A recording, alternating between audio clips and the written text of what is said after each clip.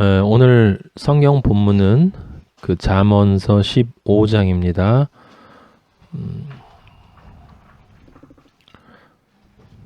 15장 우리 다 각자 다 읽었으니까 15장 1절에서 4절까지만 한번 같이 읽어보도록 하겠습니다. 합독. 시작. 유순한 대답은 분노를 쉬게 하여도 과격한 말은 노를 격동하느니라. 지혜 있는 자의 혀는 지식을 선히 베풀고 미련한 자의 입은 미련한 것을 쏟느니라. 악인과 선의를 감찰하시느니라. 온순한 혀는 곧 생명나무지만 패역한 혀는 마음을 상하게 하느니라. 아멘. 아버지 감사합니다. 영광 받아 주시옵소서.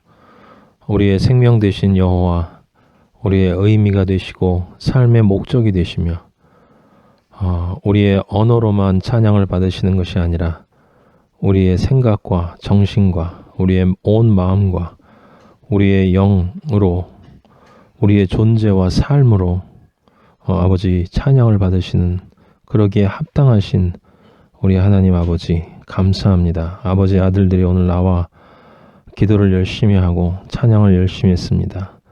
우리의 심령을 감찰하시는 여호와 하나님 아버지, 각자의 마음과 생각을 감찰하시나니 아버지 당신께서 각자가 받을 그 은혜, 받은 은혜에 따라 아버지 더욱 풍성한 하늘의 보화로 채워 주시옵소서. 아버지의 말씀을 저희에게 주시고 아버지 귀한 말씀을 저희에게 들려주시니 저희 귀를 열어주시고 들을 준비가 되게 하시고 지금 이 순간 전까지 이 세상에 것들로 자취가 조금이라도 남아있는 모든 더럽고 지저분한 것들 우리의 영혼 육으로부터 예수 보혈로 깨끗이 씻어주시고 아버지의 말씀을 감히 들을 수 있는 그런 자격이 있는 거룩한 정결한 성결한 마리아들로 이 순간 만들어 주시옵소서. 예수 그리스도 이름으로 기도하였습니다. 아멘. 아멘.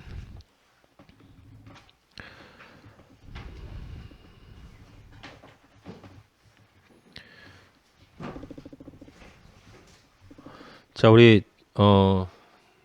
저번 주에는 징계에 대한 이야기를 했는데 그 다음 장에 있는 15장 이전에 있는 우리가 지금 안 읽고 넘어가는 장들은 강조되어지는 것들이기 때문에 여러분이 읽으시면 다 알 수 있는 말들이에요. 근데 대신 우리가 아버지의 말씀을 영으로 읽었던 대로 읽어야 합니다. 그래서 그렇게 읽지 않으면 잠언은 아무 책도 아니고 그냥 누구나 쓸 수 있는 책이 돼버립니다. 그래서 그렇게 읽으면 소용이 없어요. 100번을 읽어도 소용이 없으니 반드시 우리가 공부한 그대로 여러분들이 영어로 읽어야 합니다. 오늘 그걸 다른 주제를 가지고 또 시작이 되기 때문에 15장의 주제로 또 한번 연습을 할 거예요. 잠언을 읽는 방법을 여러분이 뜻을 이해하는 게 중요한 게 아니라 스스로 하나님 아버지한테 말씀을 읽고 이해하는 능력이 여러분에게 주어져야 돼요. 그것이 중요한 것입니다. 지금 15장을 각자 다 읽었는데 여러분이 이걸 읽고 지금 어떤 생각을 하는지 모르겠어요. 이게 15장이 무슨 내용일까? 라고 생각을 해보면 아마도 알아도 좀 비슷비슷하게 그냥 들릴 거예요. 근데 15장 역시 하나의 주제에 의해서 움직이는 것입니다. 그게 어떤 것인지를 우리 한번 살펴보도록 하겠습니다. 이 안에 사람들이 생각하는 것과 전혀 다른 이야기, 우리 아버지의 이야기가 어떻게 숨어 있는지 15장 1절을 한번 보세요. 유순한 대답은 분노를 쉬게 하여도 과격한 말은 노를 격동하느니라 라고 나와 있습니다. 우리가 저번 주에 봤던 징계에 대한 이야기도 1절이 주제였고 지금 이 15장도 마찬가지예요. 잠언 대부분 다 1절이 대부분 그 장의 주제예요. 그걸 여러분들이 이해하고 근데 이제 대신 1절을 이해하면 나머지 절들이 그냥 풀립니다. 15장도 마찬가지인데 이걸 분석을 한번 해보면 유순한 대답이 있고 과격한 말이 있어요. 근데 유순한 대답은 분노를 쉬게 한대요. 과격한 말은 분노를 격동시킨다라고 나와 있습니다. 그래서 이건 사실 누구나 다 이해할 수 있는 말이에요. 사람이 상대방이 화나 있을 때, 대화를 할 때 대화법 안에 부드러운 말을 하면 감정을 다운시키는 그런 그런 작용을 하죠. 작용을 하고 또 그런 식으로 얘기할 수 있을 거예요. 네, 그거 아니라는 걸 이제 여러분은 아세요. 그러니까 세상의 경험을 통해서 여러분이 세상의 경험을 통해서 아버지와 관계없이 이 세상의 경험만으로 해석되어지는 모든 성경은 가짜다 생각하면 돼요. 가짜. 그러니까 이것도 상대방과 인간관계 속에서 상대방이 어떤 분노하게 되는 그 순간에 내가 그 사람에게 부드러운 말로 대답을 하면 상대방이 노함이 사그러들고 과격한 말을 하면 상대방의 노가 이렇게 올라가니까 우리 예수 믿는 사람이니까 그러니까 세상에 빛이 돼야 되니까 여러분 과격한 말 하지 말고 부드럽고 따뜻한 말로 먼저 사과하고 먼저 미안하다고 얘기하고 그렇게 이야기를 하면 그럼 우리가 아버지의 아들이니까 빛이니까 하나님 아버지도 기뻐하시지 않겠냐. 그렇게 하면 또 그렇게 겸손한 대답을 하면 또 아버지가 축복을 해주신다. 이렇게 해석하는 것이 바로 또 사기가 되는 거예요. 사기. 근데 영을 모르면 다 그렇게 해석할 수밖에 없어요. 여기 중요한 단어는 바로 유순이에요. 유순. 유순함이라고 하는 게 뭐냐라고 하는 것이에요. 이 유순한이란 단어가 그대로 나와 있는 곳이 어디냐면 고린도후서 10장 1절인데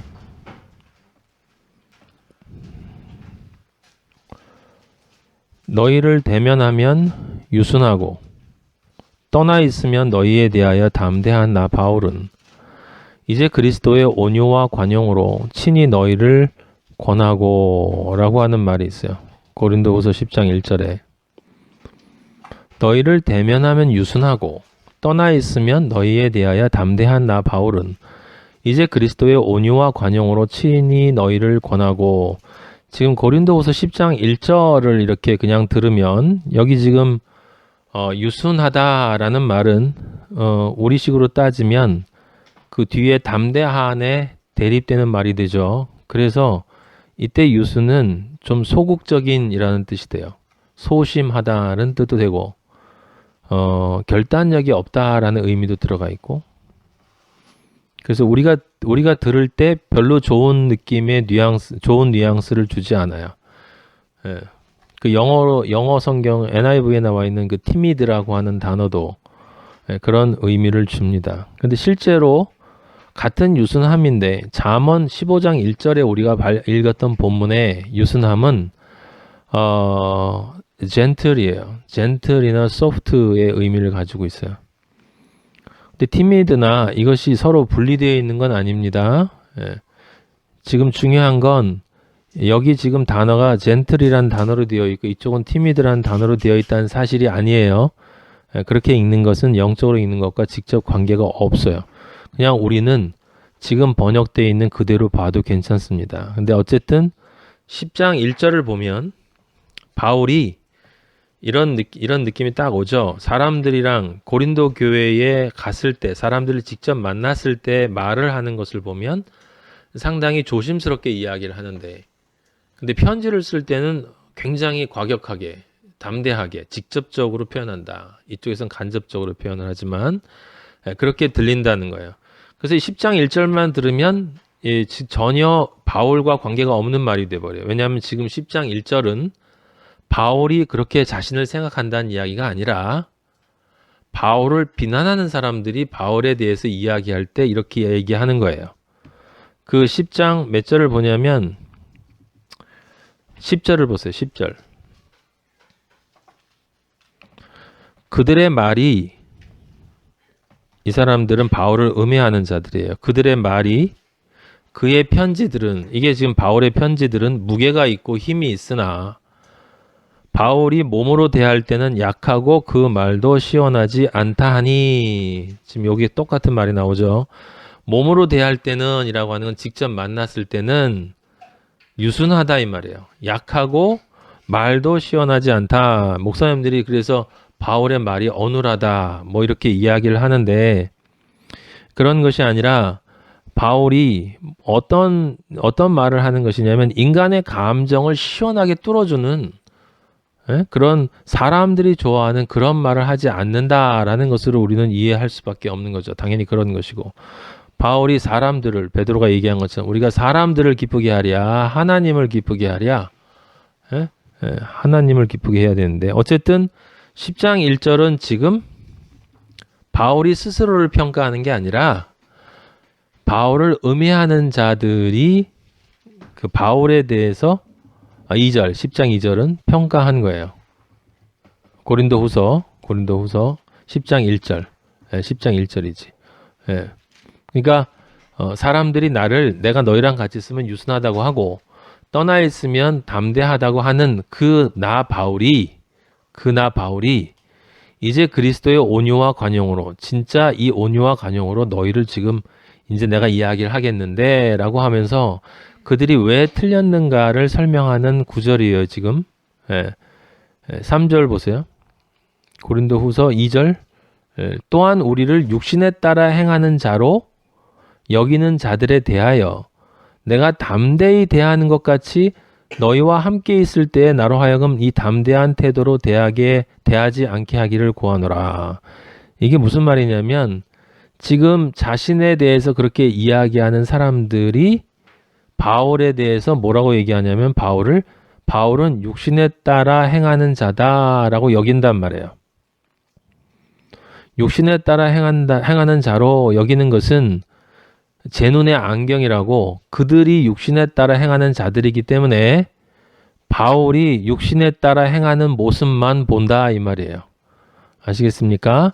그래서 그런 자들을 내가 만나면 내가 담대히 대할 것인데, 그때 담대히라고 하는 그 말은 그들이 가지고 있는 이 잘못된 것과 하나님을 대적하는 것들, 하나님의 진리를 대적하는 것들에 대해서 내가 영적 권위로 확실하게 그 잘못된 것을 지적해 줄 것이지만, 근데 내가 너희와 함께 있는데 내가 그들을 대하는 것과 똑같이 너희를 대한다면 너희들도 그들하고 같은 사람이 되지 않겠냐라는 거예요. 지금 아시겠습니까? 자, 지금 바울을 대적하는 비진리가 진리를 대적하되 이 인간의 육신의 관점으로 바라보는 자들이 있는데, 그들이 바울을 이야기하기를 바울의 진리 자체에 관심이 없고 바울이 인간에게 얼마만큼 영향력 있게 이야기하는가만 관심을 가지고 있는 자들이, 그 고린도 교회에 있는 자들한테 바울이 그렇게 같이 있어도 별 볼 일 없잖아, 편지를 쓰는 거나 겨우 좀 힘이 있지, 이렇게 진리를 회방하는 것에 대해서 그런 자들을 만나면 내가 당연히 그들에게 영적 권위로 일침을 가하게 되겠지만, 만약에 내가 너희들을 그렇게 한다면 너희들도 그들하고 똑같은 자들이 되지 않겠냐. 그건 너희들이 성령을 너는 교인인데, 그리스도인인데 그러면 안 되지 않겠니? 라고 이야기를 하는 거예요. 근데 그렇게 하는 그들에 대해서 10장 3절에 바울은 어떻게 대하냐면, 나는 그들하고 똑같이 대하지 않아 라고 얘기하는 거예요. 육신으로 행하나 우리는 육신에 따라 싸우지 않는다. 이 말은 굉장히 중요한 말이에요. 육신으로 행하나 육신에 따라 싸우지 않는다.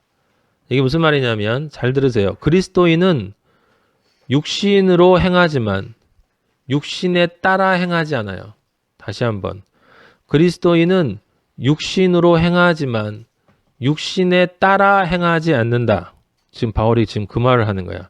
우리는 이 세상에 육을 가지고 살아있기 때문에 우리의 몸으로 무엇인가를 하지만 우리의 몸이 우리의 하는 것의 중심이 되는 것이 아니다 라고 하는 거예요. 우리는 육신으로 행하지만 무엇에 따라 행하냐면 영에 따라 행한다 라고 하는 거예요. 그래서 우리의 싸우는 무기는 육신에 속한 것이 아니다. 그들은 육신에 속한 것으로 싸운다. 그래서 말 잘하네 못하네 이런 보이는 것들을 가지고 싸우는데, 우리는 오직 단 하나, 견고한 진도 무너뜨리는 하나님의 능력으로 싸운다. 그럼 견고한 진이라고 하는 것은 여기서 뭐냐? 5절에 나와요. 하나님을 아는 것, 하나님에 대한 지식, 하나님에 대한 지식은 바로 예수 그리스도를 아는 것이야. 예수 그리스도를 아는 것과 예수 그리스도의 존재 의미를 아는 것인데, 그것을 대적하여, 적그리스도죠, 높아진 것, 모든 성령을 회방하고 믿음을 회방하고 우리가 그리스도인으로 온전하게 지어져 가는 것을 방해하기 위해서 우리 위에 올라가려고 하는 그것들이 다 견고한 진으로 서 있다라고 지금 얘기하는 거예요. 견고한 진지를 군축하고 그리스도인들을 구원으로 나아가지 못하도록 하기 위해서 인간적인 것으로, 어떤 것이든지 인간적인 것으로 하나님 위로 올라가려고 하는 모든 교만과 관련된 행위들을 다 무너뜨린다. 뭐가? 하나님의 능력이. 그리고 하나님의 능력은 모든 생각을 사로잡는데요. 모든 생각을 사로잡는데 전부 무너뜨리고, 예외가 있는 게 아니에요. 전부 무너뜨려진다는 거예요. 지금 그렇게 보이지 않아도. 그리고 모든 생각을 사로잡아 그리스도에게 뭐 하게 한다고요? 복종하게 한다. 복종하게 한다. 10장 6절에 또 어려운 말이 좀 나오는데, 너희의 복종이 온전하게 될 때에 모든 복종하지 않는 것을 벌하려고 준비하는 중에 있노라. 지금 말이 좀 어렵죠? 너희의 복종이 온전하게 될 때에는, 너희가 온전하게 하나님에게 복종하게 될 때가 되면, 그러면 너희가 우리와 함께, 나와 함께 모든 복종하지 않는 것, 그 위에 나와 있는 하나님을 아는 것을 대적하여 높아진 것이 바로 그거야. 복종하지 않는 것을 벌한다. 무엇으로? 진리의 말씀으로. 진리의 말씀으로 벌한다라고 하는 것. 실제 가서 뭐 때린다는 뜻이 아니라 이미 말씀을 통해서 심판을 준다. 벌한다. 그것을 준비 중에 있다라고 하는 건, 지금 그렇게 하기 위해서 내가 너희들을 처음부터 가르치고 성령이 지금 그것들을 준비하고 있고 너희들을 잘하게 하는 일이다. 그렇게 지금 하고 있는데, 즉 너희와 우리가 그리스도 안에서 온전하게 서서 하나님을 대적해서 하나님 위에 올라가려고 하는 모든 견고한 진을 하나님의 능력으로 부서뜨리려고 하는 것이 지금 현재 상황인데, 7절에 보면 너희가 왜 외모만 보느냐라고 하는 건, 왜 눈에 보이는 것에 집착하느냐라고 하는 거예요. 가시적인 것만 보느냐. 만일 사람이 자기가 그리스도에게 속한 줄을 믿을진데 자기가 그리스도에게 속한 것 같이 우리도 그러한 줄을 자기 속으로 달생할 것이라. 간단하게 말하면 너희는 보이는 것만 보는데 너희 안에 보이지 않는 실제 그리스도의 영이 있다면 당연히 우리를 알아볼 수밖에 없다라는 거예요. 너희가 외모만 보고 우리를 만약에 알아보지 못하면 너희와 우리의 영이 다르다라고 하는 거예요. 영이 같으면 당연히 알아볼 수밖에 없다라고 하는 거죠. 무엇을 알아보는 거예요? 지금 그들이 말하는 것처럼 만났을 때 말하는 것하고 글로 쓸 때 글로 하는 것과 다르다라고 하고 생각을 하지 않게 되고, 직접 만났을 때 진리를 전하는 그 진리나 편지로 하는 진리나 모두가 다 하나님의 그리스도의 능력 안에서 행해지는 것을 너희가 당연히 알 건데 왜 그렇게 못 알아듣냐라고 하는 거예요. 8절에 주께서 주신 권세는 너희를 무너뜨리려고 하는 것이 아니요. 왜? 그거는 견고한 진을 무너뜨리는 것이니까. 세우려고 하는 것이니 내가 이에 대하여 지나치게 자랑하여도 부끄럽지 아니하니라. 이는 내가 편지들로 너희를 놀라게 하려는 것까지 생각하지 않게 함이라. 자, 10절 아까 읽었었죠. 11절, 이런 사람은 우리가 떠나 있을 때 편지들로 말하는 것과 함께 있을 때 행하는 일이 어떻다고요? 같다. 지금 바울이 분명히 하고 있어요. 나는 항상 같은 이야기, 같은 진리만을 이야기할 뿐이다 라고 하는 거예요. 자, 그럼 여기서 중요한 건 뭐냐면 왜 그들은 다르게 봤냐 이 말이에요. 왜 그들은 다르게 봤냐라는 거야. 왜 그렇죠? 눈에 보이는 것만 봤다라고 하는 건데, 눈에 보이는 것만 봤다라고 하는 것은 더 정확하게 얘기하면 아버지의 관점으로 보지 않고 자신의 인간적인 관점으로 바라봤다라고 하는 것을 의미하는 거예요. 그것이 교만인데 그 교만 밑바탕에 깔려 있는 게 뭐냐면 자기 스스로 판단하고 자기가 경험한 것에 근거해서 좋고 나쁨을 판단하고 그것에 따라서 옳고 그름까지 판단하는 것, 그것이 바로 하나님을 대적해서 견고한 진을 쌓는 거다라고 이야기를 하는 거죠. 예. 근데 바울은 뭐라고 하냐면 그러나 우리는 지금 자기 그 사람들과 자기를 지금 분리시켜서 대립시켜서 얘기하는 거예요. 우리는 분수 이상의 자랑을 하지 않는다. 이때 분수라는 건 하나님이 주시는 것만큼만이야. 예, 내 분수가 아니고 하나님이 주시는 분수 이상의 자랑을 하지 않는다. 무슨 얘기냐면 아버지가 말씀하시는 대로만 나는 말하지 결코 내 관점에서 나를 자랑하려고 하지 않는다라는 거예요. 여러분이 지금 붙잡아야 될 표현들이 몇 가지가 있는데 진리를 대적하는 사람들은 항상 자기 자랑을 하려고 그래. 지금 이 사람들이 자기 자랑을 하기 위해서 바울을 깎아내리고 있어요. 바울을 깎아내리고 있어. 근데 자기 자랑을 할 때 옳고 그름이나 선악을 판단하는 기준이 자신의 경험이에요. 자신의 경험.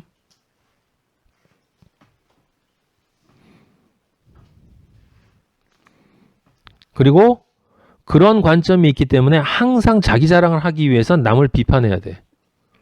항상 자기 자랑을 하기 위해선 남을 비판해야 되는 거예요. 그래서 세상적 관점에서 지금 이들이 아버지의 진리의 종을 지금 대적하고 있는 거예요. 그런데 그 정반대에 있는 바울은 하나님의 관점으로 옳고 그름과 선악을 판단하기 때문에 자기 자랑을 하지 않습니다. 자기 자랑하지 않고 자기 중심으로 판단하지 않아요. 오직 진리 안에서만 판단해. 그래서 거기 13절 후반부에 하나님이 우리에게 나누어 주신 그 범위의 한계를 따라 한다. 모든 것을 하나님 안에서 한다는 거예요. 그게 너희에게까지 이른 것이다. 그 진리를 아버지가 너희에게 전하라고 주셨고 나는 그래서 너희들에게 가서 준 것이고 17절 자랑하는 자는 주 안에서 자랑한다. 이 말을 잘 기억하세요. 자랑하는 자는 주 안에서 자랑한다.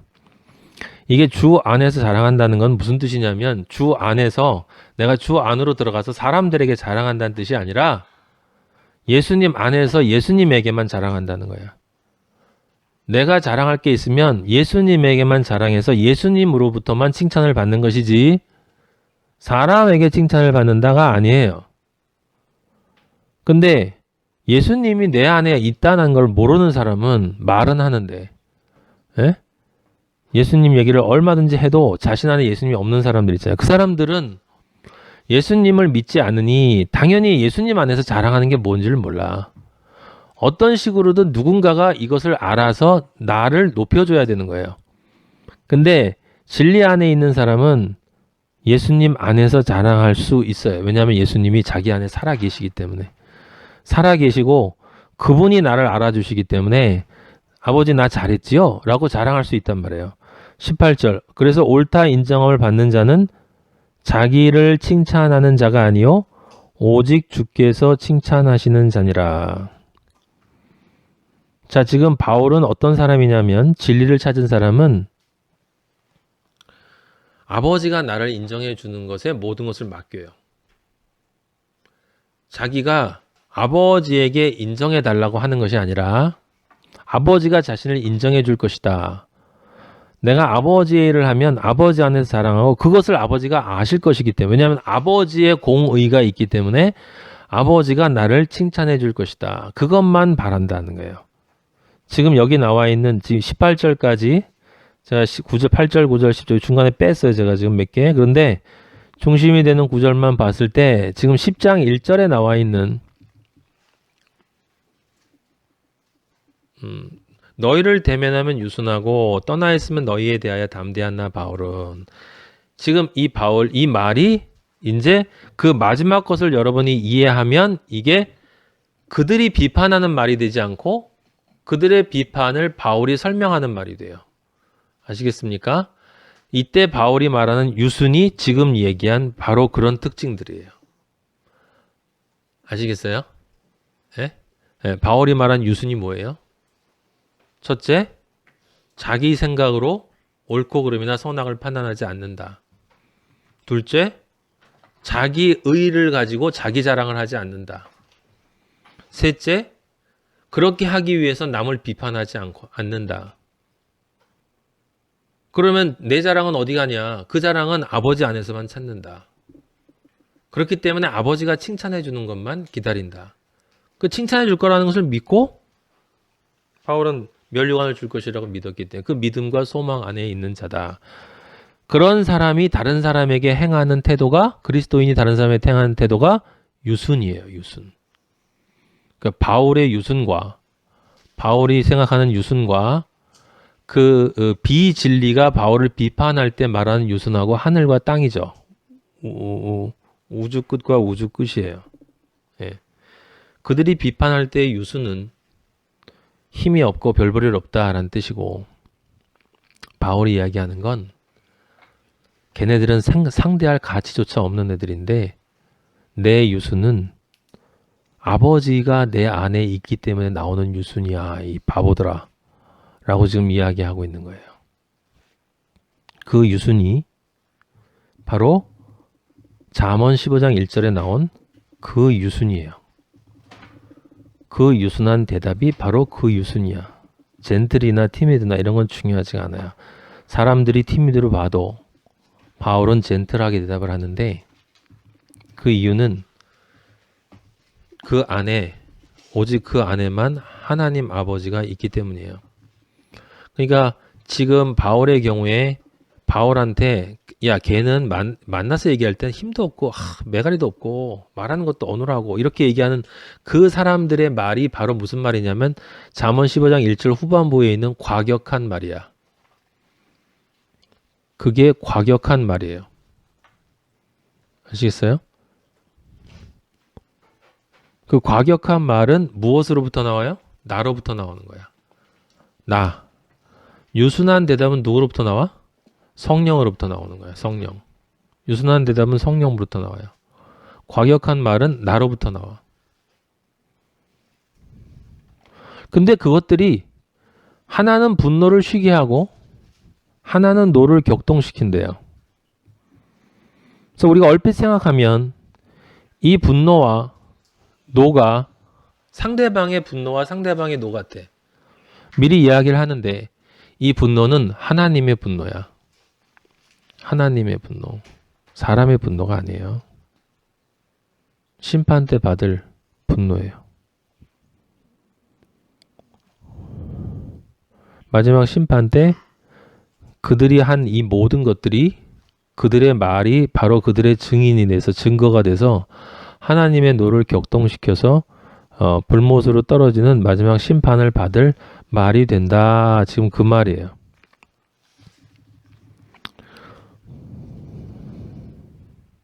자, 그래서 이제 정리를 해보면 바울이 가지고 있는 유순함은 스스로 자랑하거나 칭찬하지 않고 아버지 안에서만 자랑하며 자기 스스로 옳다 그르다 이야기하지 않고, 그리고 사도로 권리가 있었지만 권리도 주장하지 않았죠. 자기 권리도 주장하지 않아. 그리고 그 모든 것을 누구에게 맡겨요? 아버지에게 맡겨. 그렇기 때문에 나는 사람들이 볼 때 어떻게 보여? 티미드하게 보여. 티미하게 보이는 거야. 저 약해 빠진 놈 이렇게 보이는 거야. 그것이 데살로니가 전서에 언급되어 있는데 데살로니가 전서 2장 7절 찾아봐요. 우리는 그리스도의 사도로서 마땅히 권위를 주장할 수 있으나, 여기 나오죠.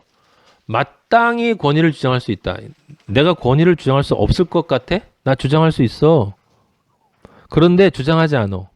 도리어 너희 가운데에서 유순한 자가 되어, 여기 또 나와요. 근데 이때 유순한이라는 단어는 젠틀이야. 젠틀. 아시겠습니까? 지금 바울이 이야기할 때는 젠틀이고 바울을 비판하는 자들이 얘기하는 것은 티미드란 말이에요. 젠틀, 유순한 자가 되어 유모가 자기 자녀를 기름과 같이 하였으니, 그럼 유모가 자기 자녀를 기른데, 여기 유모라는 것은 유모가 자기 자녀를 기른다는 게 뭐 말이 안 되죠. 엄마를 얘기하는 게, 엄마가 자기 자식을 기를 때 어떻게 해요? 품어줘, 감싸줘, 안아줘.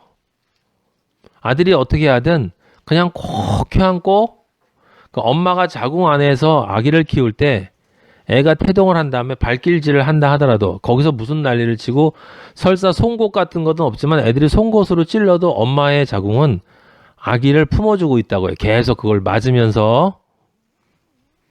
그게 뭐예요? 그게 유순이에요. 아시겠어요? 그게 유순이야. 그러면 이걸 예수 그리스도를 모르는 사람이 들으면 원래 성품이 유순한 사람이 그럴 거라고 생각을 해.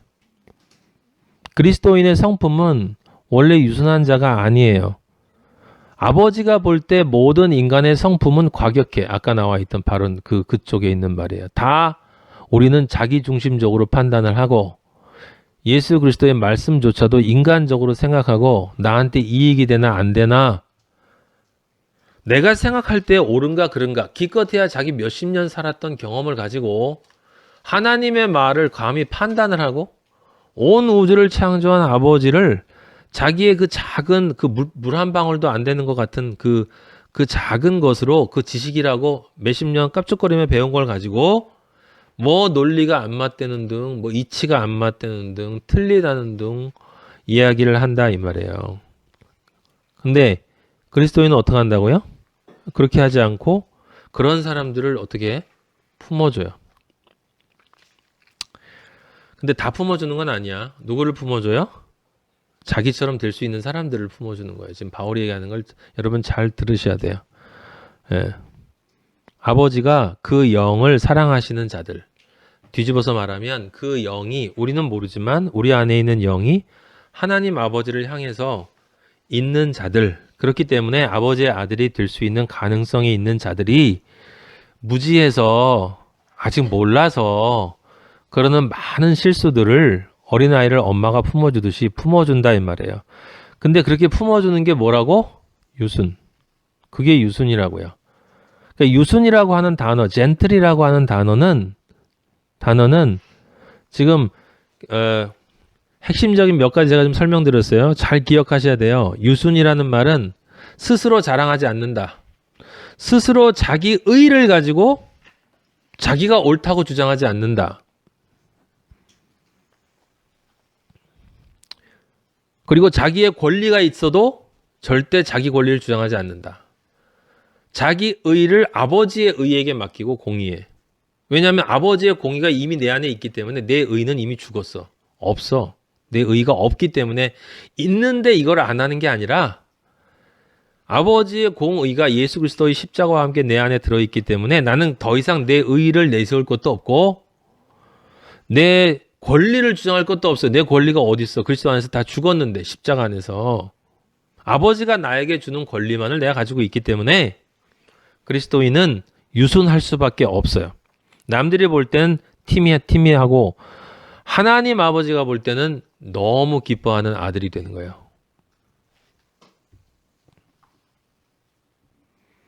다시 한번 굉장히 중요한 거니까 이 차이를 여러분이 기억하셔야 돼요. 원래 성품이 유순해서가 아니에요. 인간적인 성품을 얘기하는 게 아니야.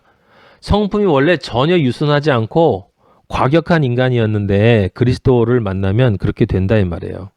네. 자, 그런데 주님이 자기를 유순한 자라고 하셨어요. 그리고 그때는 아까 얘기했던 젠틀을 다른 단어로 번역을 했어요. 마태복음 11장 28절.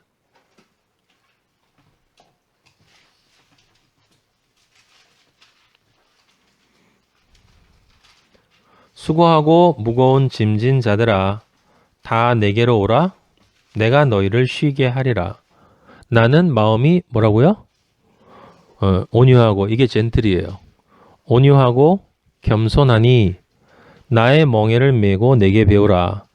그리하면 너희 마음이 쉼을 얻으리니 이는 내 멍에는 쉽고 내 짐은 가벼움이니라 하시니라.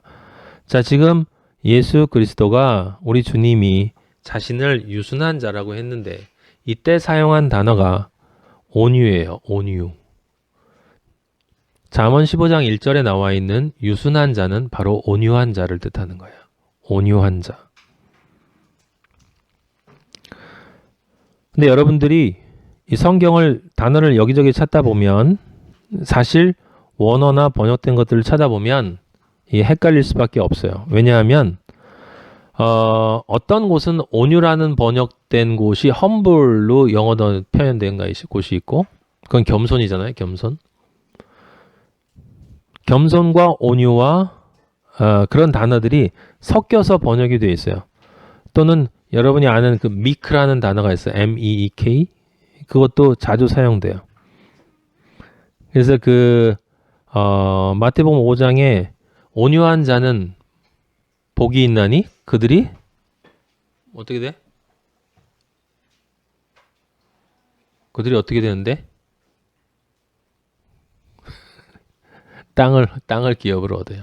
온유한 자는 복이 있나니 그들이 땅을 기업으로 얻을 것이라. 맨 처음에 뭐였어?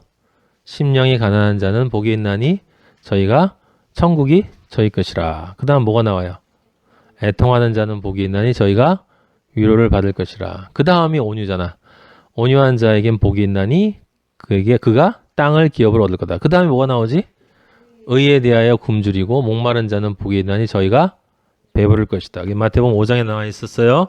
그때 온유는 미크라는 단어를 쓰는데 그런 거 신경 쓰지 마세요. 그 온유가 바로 예수 그리스도의 온유야. 그리고 그리스도인이 가져야 될 온유예요. 그러면 이때 예수님이 마태복음 11장 28절에 온유라고 얘기하는 이 단어가 뭐냐라고 하는 거예요. 뭐냐? 자, 그 문장을 잘 보세요. 우리가 다 알잖아요. 그런데 사실은 잘 모르거든. 나는 마음이 온유하고 겸손하니 나의 멍에를 메고 내게 배우라 그랬어요. 여기 배우라고. 뭘 배우라는 거예요? 온유와 겸손을 배우라는 거야. 온유와 겸손. 지금 잠언 15장 1절에 유순함을 배우라는 거예요. 이게. 예. 근데 그 잠언이 뭐에 대한 책이지? 지혜에 대한 책이에요. 지혜. 그죠? 그럼 진정한 지혜 안에는 반드시 뭐가 들어가야 된다는 거야? 온유와 겸손이 들어가야 된다는 거야. 근데 온유와 겸손은 상당히 밀접하게 연결이 되어 있기 때문에 사실은 거의 비슷해요. 근데 그 차이가 분명히 있긴 있어요. 제가 오늘 여러분들한테 그걸 설명을 드리려고 하는 거예요. 온유와 겸손을 배우려면 지금 중요한 건 뭐냐면 나의 온유와 겸손을 배우고 나의 멍에를 메라 그러지 않았어요. 예수님이 뭐라고 그랬냐면 나의 멍에를 메고 내게 배우라고 그랬어. 순서가 틀려. 순서가 거꾸로예요. 멍에를 먼저 메고 내게 배우라. 그러면 그 다음에 쉼이 있을 거라는 거예요. 내가 너에게 쉼을 주면 그럼 마음이 평해지니까 그럼 그 다음에 좀 생각이 있으면 멍에도 한번 매봐. 이렇게 얘기하고 맨 다음에 한번 시간 있으면 배워봐라. 이런 얘기를 하는 게 아니라 아버지가 먼저 얘기하시는 건 뭐냐면 네가 먼저 멍에를 메어야 한다는 거예요. 누구의 멍에를 메냐면 예수 그리스도의 멍에를 메라는 거야. 예수 그리스도의 멍에를 메고 예수 그리스도의 짐을 메라 이 말입니다. 예수 그리스도의 멍에와 예수 그리스도의 짐이 무엇입니까? 그게 십자가지 뭐예요. 예. 예. 근데 예수님이 뭐라고 그랬냐면 내 멍에는 쉽고 내 짐은 가볍대. 그게 뭐가 가벼워요? 엄청 무겁지. 예. 그리스도인이 아닌 사람들은 그거 질 수가 없어요. 너무 무거워서. 근데 예수님이 뭐라고 그러냐면 너희에게 무거운 것이 내 안에서는 가볍고 너희에게 가벼운 것이 내 안에서는 무겁다. 지금 이 말을 하고 있는 거예요. 지금 예수님이. 그러니까 이게 무슨 뜻이냐면 십자가 안으로 들어와서 나와 하나가 된다는 게 나의 멍에를 맨다는 거야. 여기 멍에를 맨다는 건 둘이서 함께 멍에를 매는 거예요. 예수님이 혼자 매시는 게 아니라 너랑 나랑 연합을 해서 사람이 되어서 같이 멍에를 매는 것이기 때문에 십자가 안에 들어가서 예수님과 멍에를 같이 매면 그럼 그 순간에 어떻게 돼요? 내가 죽어요. 옛날에 내가 죽어. 옛날에 내 생각과 옛날에 내 행동, 옛날에 내가 원했던 가치 기준 이런 것들이 다 죽어. 내 감정이 죽어. 그러면 그리스도 안에 내가 들어가면 내가 용해돼 버리기 때문에 내가 없어져요. 없어지기 때문에 내가 있을 때 무거운 것들이 나에겐 더 이상 무겁지가 않아. 내가 없으니까 그럼 누가 있어요? 내 안에 계신 예수가 있다 이 말이에요. 난 예수를 통해서 멍에를 매는 거야. 그렇기 때문에 예수님이 가볍다, 쉽다 라고 얘기하는 거예요. 네가 내 안에 들어오면 너는 용해되어 사라지기 때문에 네가 그 전에 이 세상을 살면서 무겁고 수고하게 느꼈던 그 모든 것들, 피곤하게 느꼈던 모든 것들이 다 가벼워진다 이 말이에요. 그것은 전혀 이제 너에게 문제가 되지 않는다라고 하는 것입니다. 지금 그 말을 얘기하면서 그것을 하게 되면 나의 온유를 배울 수 있다, 겸손을 배울 수 있다라고 얘기해요. 그럼 예수님의 온유와 겸손이 정확하게 뭐냐? 그것이 아까 바울이 고린도 후서에서 10장 1절에서 그 얘기했던 그것과 깊은 연관이 있는데 여러분 구조를 잘 보셔야 돼요. 온유의 구조를. 그게 어디 나와 있냐면 빌립보서 2장에 나와 있어요. 한번 찾아봐요.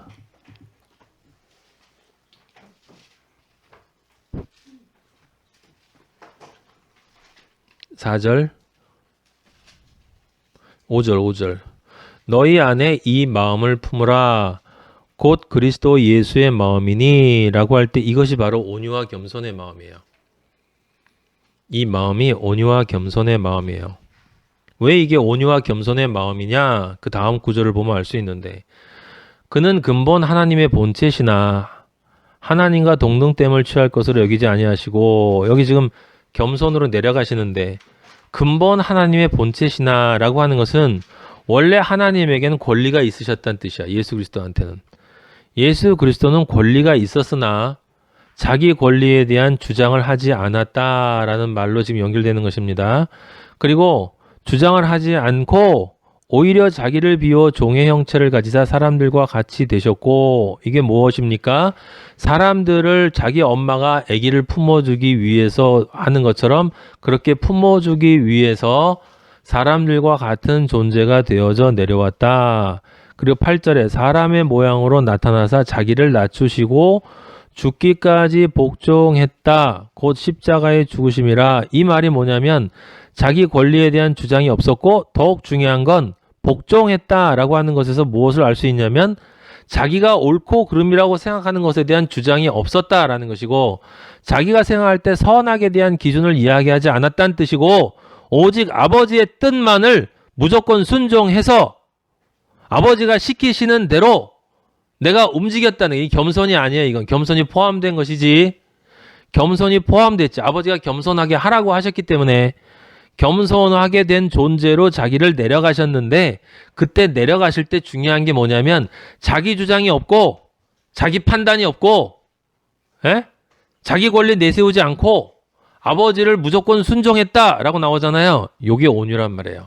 근데 그 온유는 거기에만 끝나는 게 아니라 그 다음에 2장 9절에 보면 이러므로 라고 했잖아요. 이러므로 지금 2장 8절까지는 아버지의 뜻에 대한 절대 순종으로 자기를 낮춘 거고 2장 9절에는 아버지가 그렇기 때문에 아버지가 뭐 해주셨어요? 높여주셨어. 그럼 2장 8절하고 2장 9절 사이에 뭐가 있는 거냐면 바로 온유가 있는 거예요. 예수 그리스도의 온유. 그 온유에 근거한 십자가가 있는 거예요. 십자가.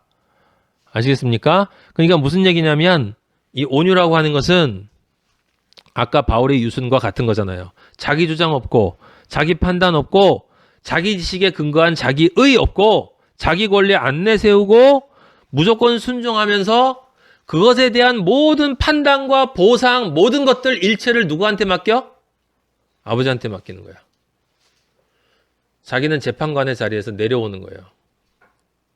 원수든 상이든 뭐든지 다 아버지한테 아버지가 알아서 주세요. 아버지는 틀림없이 날 아시니까 주실 거라고 믿습니다. 라고 생각하는 그 마음으로 예수님이 뭐 했어요? 겸손하게 되셨어. 그 마음이 있기 때문에 겸손하게 되셨단 말이에요. 겸손하게 된 건 뭐야? 종의 형체를 가졌다. 우리 인간보다도 못한 존재로 죄인의 괴수로 저주받은 존재 밑에까지 내려갔다 이 말이야. 그냥 사람들이 얘기하는 그 얄팍한 그런 겸손이 아니라 그 밑에까지 내려가셨어. 온유하시기 때문에 겸손하시다 이 말이에요. 지금 이 차이를 여러분 이해하셔야 돼요. 왜냐하면 여러분이 온유하고 겸손하라고 아버지가 얘기하시기 때문에 얘기하는 거야.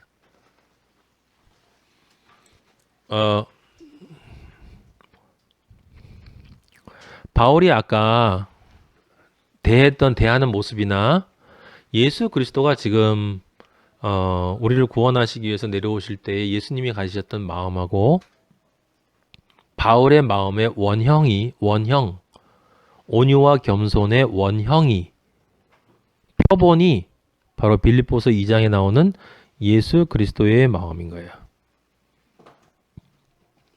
그게 온유야. 겸손이고. 근데 그 온유가 있으면 잠언에서 뭐라고 그래요? 노를 잠잠하게 한다 이 말이에요.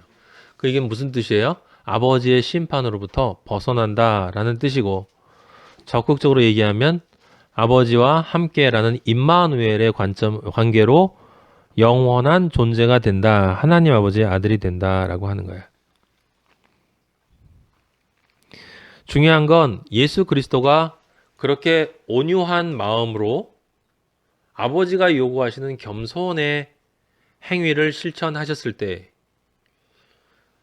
예수 그리스도가 아버지가 자신을 높여주신다라는 관점, 그것에 대한 소망이 우리들이 생각하는 것처럼 이제 때가 되면 모든 놈들이 다 후회하고 눈물 흘리면서 야 그때 잘할 걸 하는 걸 위에서 쳐다보면서 즐기는 그런 높은 자리로 올라가게 해준다는 게 아니라는 사실이 중요해요, 여러분. 그거랑은 질적으로 비교하는 것조차도 촌스러운 그 머리를 들어준다라고 하는 건. 미리 말하지만 여러분, 요셉이 꿈을 꿨을 때 그 왕의 포도주, 왕의 술을 따라주는 관원하고 왕의 떡을 드리는 시중하는 관원하고 두 사람이 있었는데 그 꿈을 해석할 때 한 사람 이 술을 드리는 관원은 다시 복직된다고 했고 떡을 시중 듣는 관원은 매달린다고 그랬어요.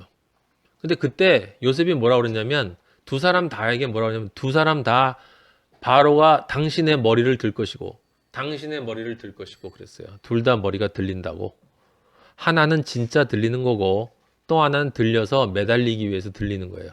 하나님 아버지가 그를 아들로 인정해주기 위해서 들어주시는 분이 있고 들어주는 사람이 있고 머리를 들어서 매달아 가지고 새의 먹이가 되도록 만들기 위해서 거기 새가 쪼아먹었다고 그랬거든.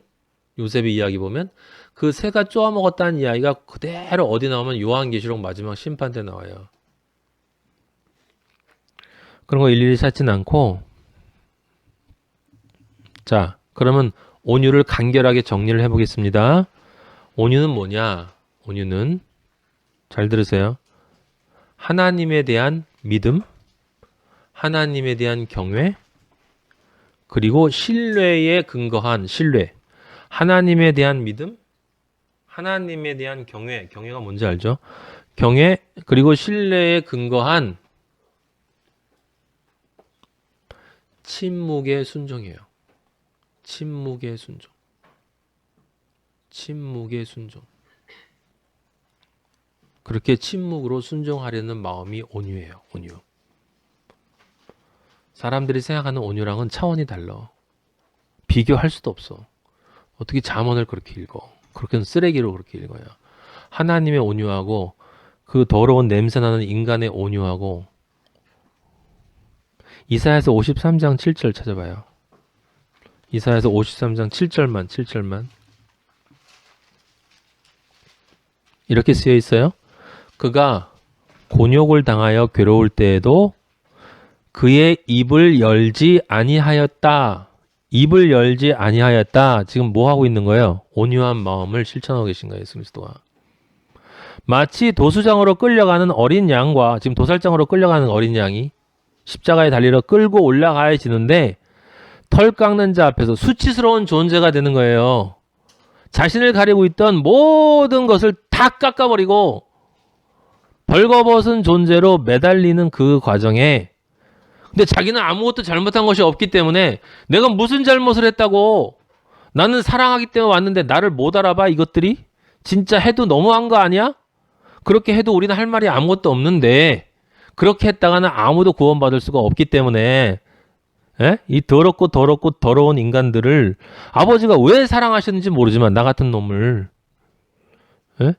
어쨌든 사랑하셔서 나라는 한 존재를 여러분 한 명 한 명을 나를 살려내시기 위해서 예수 그리스도가 지금 도살장으로 끌려가는 어린 양처럼 빨가벗겨가지고 십자가에 달릴 때 한마디도 입을 열지 않았단 말이에요. 재판받을 때도 그래서 입을 열지 않았다라는 말이 나오잖아요. 그 근거에 깔린 예수 그리스도의 마음이 뭐? 온유.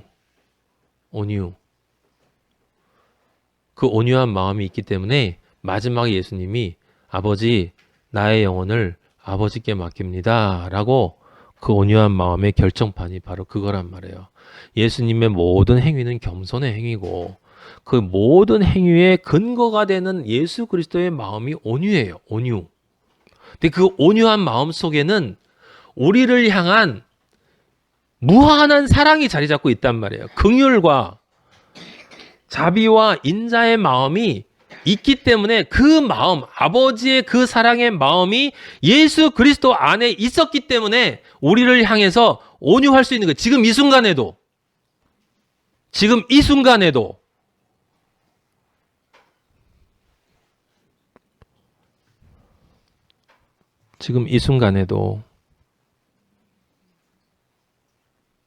전 지금 이 순간도 우리가 정말 아버지 보실 때 기뻐하는 아들로 지금 이러고 있나라는 생각이 들어요.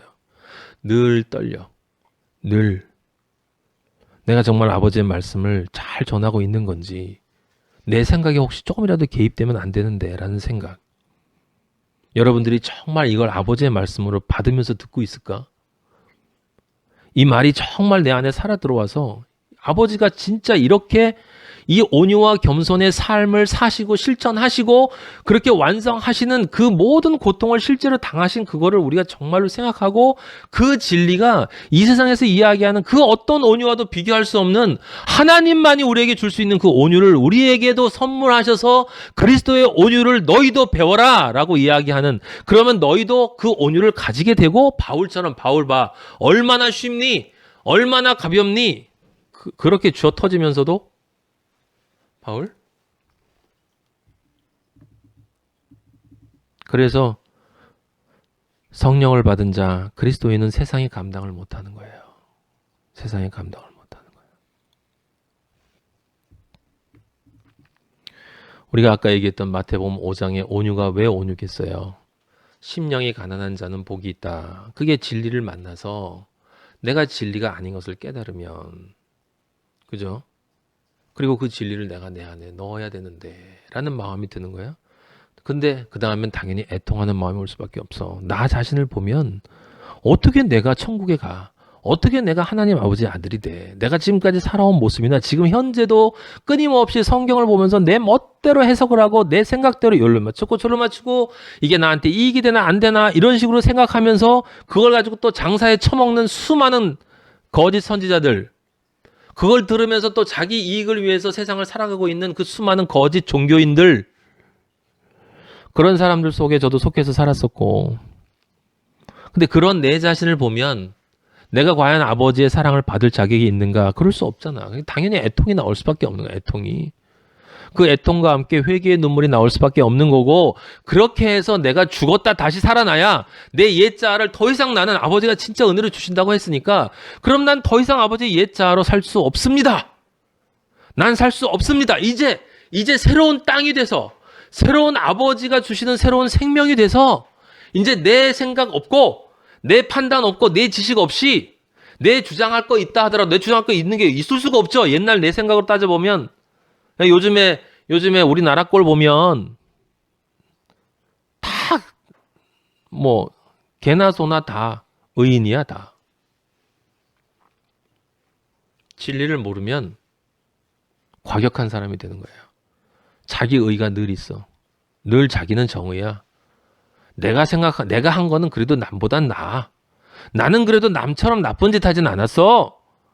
나는 그래도 그렇게 방탕하게 살진 않았어. 나는 그래도 그렇게 멍청한 짓은 안 했어. 나는 그래도 최선을 다해 살았어. 늘 보면 나는 빠져있어. 나는 항상 보면 남만 비판해, 남만. 그리스도를 만나면 그 자아가 죽는 거예요. 그 자아가. 그래서 온유한 자가 되는 거란 말이에요. 그러니까 애통을 통해서 진짜 내가 정말 나 받을 자격이 없어요라는 그 애통한 마음을 아버지가 기쁘게 보시잖아요. 진짜 그 마음이 있는 사람만이 세례를 통해서 그 세례, 진짜 영의 세례를 통해서 자기의 옛자아는 물에 빠져 죽고 죄악된 세상 속에서 죽고 이제 새로운 존재로 예수 그리스도라는 천국 안에서 새로 태어났다. 그때는 이제 온유한 존재가 되는 거지. 모든 걸 다 아버지한테 맡기고 살아갈 수 있는 존재가 되는 거다 이 말이에요. 그래서 이제 아버지의 뜻에 따라 살고 싶기 때문에 의에 줄이고 굶주린 거야. 의가 되시는 아버지의 그 진리가 되는 그 진리의 의가 무엇인지 알고 싶어 할 때 그때 성령이 내 안에 임재해서 성경 말씀을 깨닫게 해주시면서 그래 아들아 세상 돌아가는 꼴 봐라. 이제 얼마 안 남은 거 너도 눈에 보이지? 조금만 기다리면 내가 온다. 그때 세상 사람들 모두가 깜짝 놀랄 거야. 지구가 영원할 거라고 생각하지. 반드시 심판이 있고 반드시 내가 돌아온다. 성경은 1.1획도 흔들리지 않고 이루어진다. 어리석은 인간들이 얘기하는 그 육의 성경이 아니라 네가 지금 나의 진리를 받아서 선포하는 바로 그 영의 성경, 그 영의 진리가 반드시 이루어진다. 그래서 성령 받은 사람에게 아버지가 말씀해 성령의 사랑은 오래 참고 고린도전서 4절은 뭐라고 하셨어요? 사랑은 오래 참고 사랑은 온유하며 예수 그리스도의 사랑을 받은 자는 온유해지는 거예요. 부드러운 성품이 되는 게 아니라 물론 부드러운 성품으로 보여 남들이 볼 때는 그런데 그게 그래서 그런 게 아니라 믿는 구석이 있기 때문에 그런 거예요. 아버지가 내 안에 있기 때문에 이 세상 것들에 대해서는 별로 관심이 없어. 남들이 날 비판하거나 뭐라고 그러나 욕하거나 핍박하거나 그런 것들 별로 신경이 안 써져요. 물론 괴롭고 힘들지만 그 상황에서는 사람들이 나를 막 놀리고 그러면 기분 나쁘지. 그렇지 않은 사람이 어딨나? 우린 육을 가지고 있는데. 우린 육을 가지고 있기 때문에 남들 앞에서 폼 재면 그래도 기분은 좋아. 사람들이 나를 다 알아주고 그러면 참 훌륭하십니다. 그러면 기분 좋죠. 근데 또 한쪽에는 그런 마음이 있잖아요. 이렇게 내가 이걸 좋아하면 아버지가 나에게 멀어지는데. 아버지 이런 거 좋아하지 않게 해주세요. 이런 거 좋아하지 않게 해주세요. 내 마음속에 자꾸 이런 걸 좋아하려는 마음이 생겨요. 아버지. 이거 좋아하지 않게 해주세요. 아버지만 좋아하게 해주세요. 아버지가 허락한 만큼의 세상으로부터의 인정을 제가 받을 수 있도록 해주세요. 만약에 아버지로부터 기쁨, 인정을 받을 수 없다면 나머지 모든 것들은 끊어주세요. 그게 온유예요.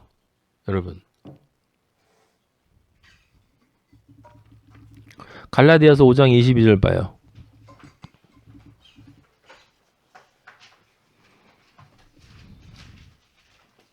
오직 성령의 열매는 사랑과 희락과 화평과 오래 참음과 자비와 양선과 충성과 온유와 절제니 이 같은 것을 금지할 법이 없느니라. 제가 여러 번 얘기했지만 이 구절 모르는 사람이 어디 있어요. 근데 이 구절 아는 사람도 별로 없어. 무슨 뜻이에요? 십자가의 사랑을 받아서 이거 아직 잘 모르는 사람은 잘 정리를 해두세요. 십자가의 사랑을 받아서 그 십자가의 보혈이 주는 용서의 기쁨과 그것을 통해서 하나님의 아들이 된 자는 어떤 열매를 맺느냐? 성령이 내 안에 들어온 사람은 그 성령이 내 안에 마음에 영혼에 점을 찍었기 때문에 그것밖에 없기 때문에 그것이 충만이라고 그랬죠. 예? 그래서 성령에게만 중독돼. 아버지한테만 중독돼. 지금까지 세상에 중독돼 있던 그것이 아버지에게만 중독돼. 그게 사랑이야. 성령의 열매의 첫 번째 사랑. 그러면 그 게임 중독이 주는 기쁨과 차원이 다른 아버지에 중독됐을 때 그 중독된 아버지가 나에게 주는 세상이 주지 못하는 기쁨과 희락이 있단 말이에요.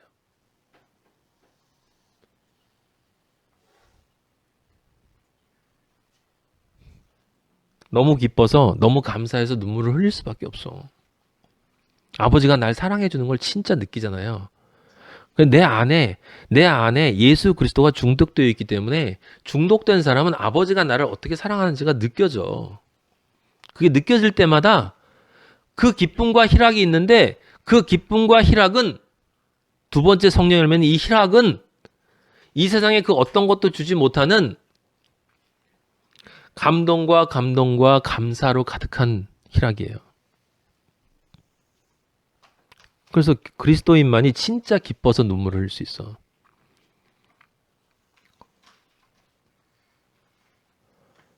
그 기쁨이 있으니까 이 세상에 대해서는 다른 것들은 이제 더 이상 다른 것들이 나에게 기쁨을 주는 것에 대해서 무관심해진단 말이야. 자유로워진단 말이야.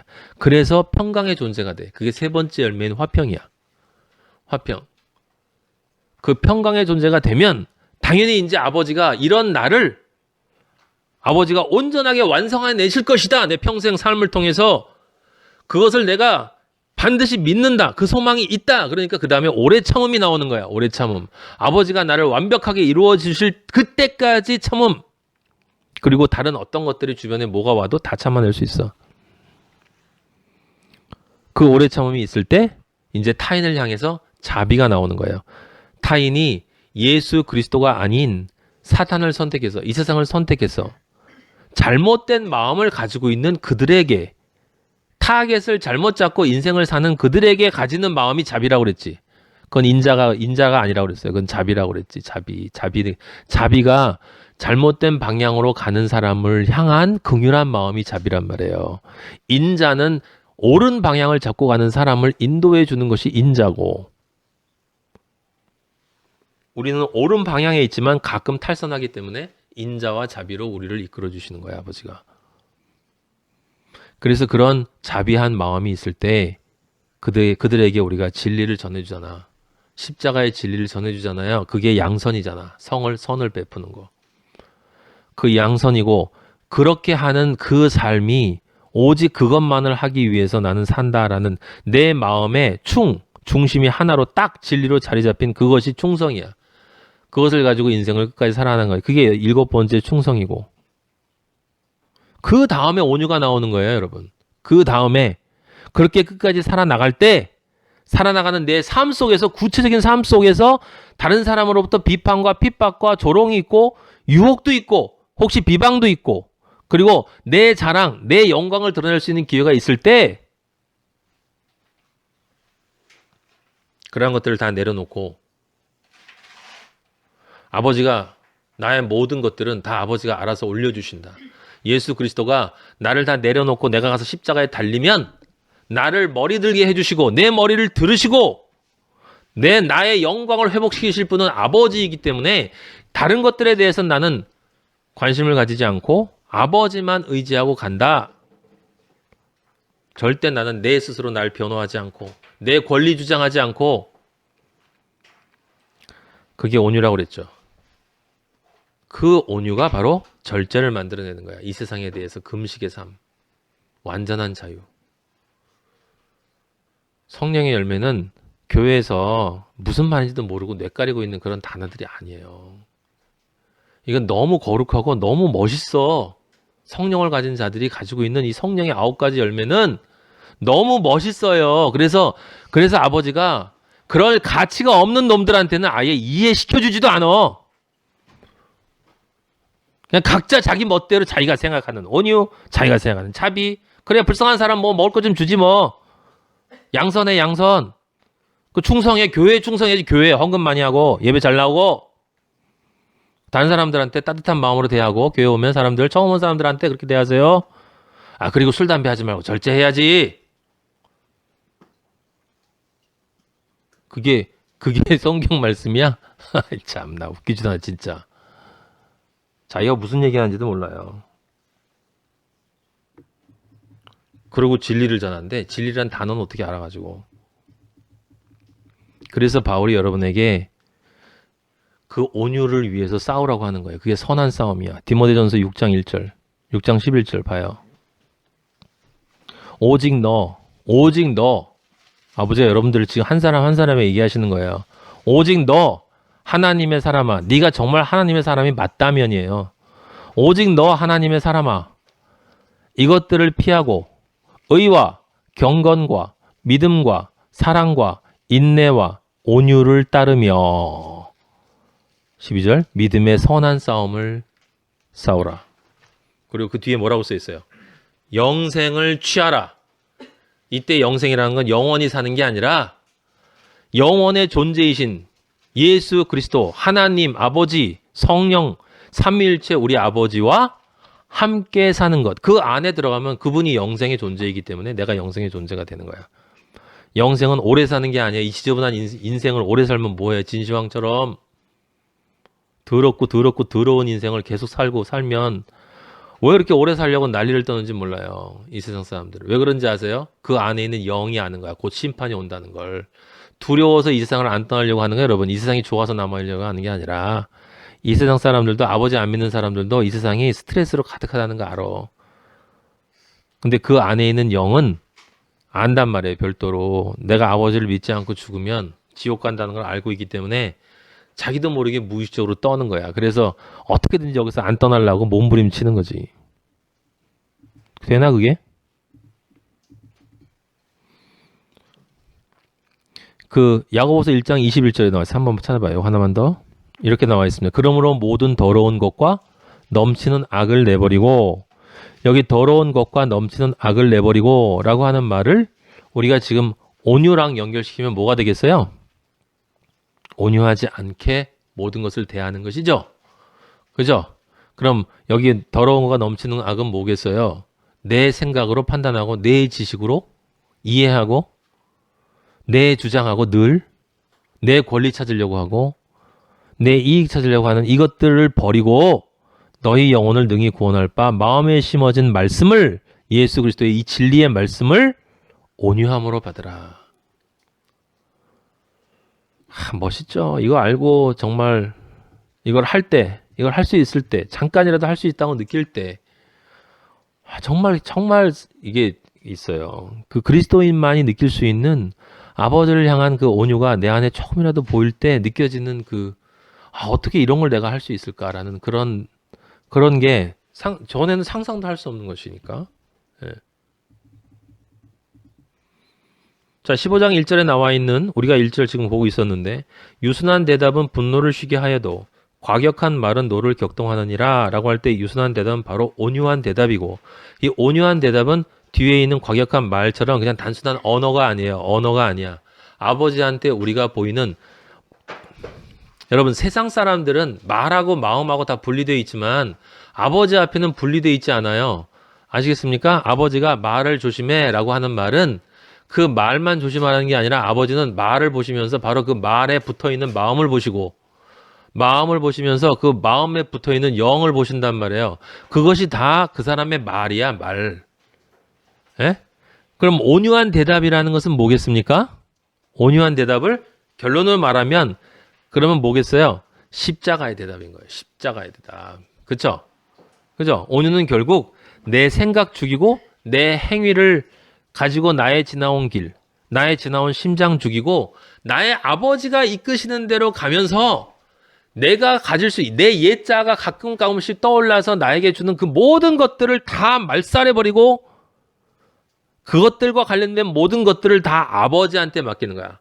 원수 갚는 것이 내게 있으니 라고 하는, 아버지가 얘기하시는 그 모든 것을 아버지한테 맡겨버리고 나는 어떻게든 아버지의 뜻을 알아서, 아버지의 뜻을 아는 게 뭐야? 일용할 양식을 주옵시고, 아버지의 뜻을 알아서 아버지가 원하는 길을 무엇을 가지고? 겸손함으로 가는 것. 그래서 온유와 겸손은 뛸래야 뛸 수가 없어요. 온유한 사람이 겸손하지 않을 수가 없는 거고, 겸손한 사람이 온유하지 않고는 절대로 겸손할 수가 없어.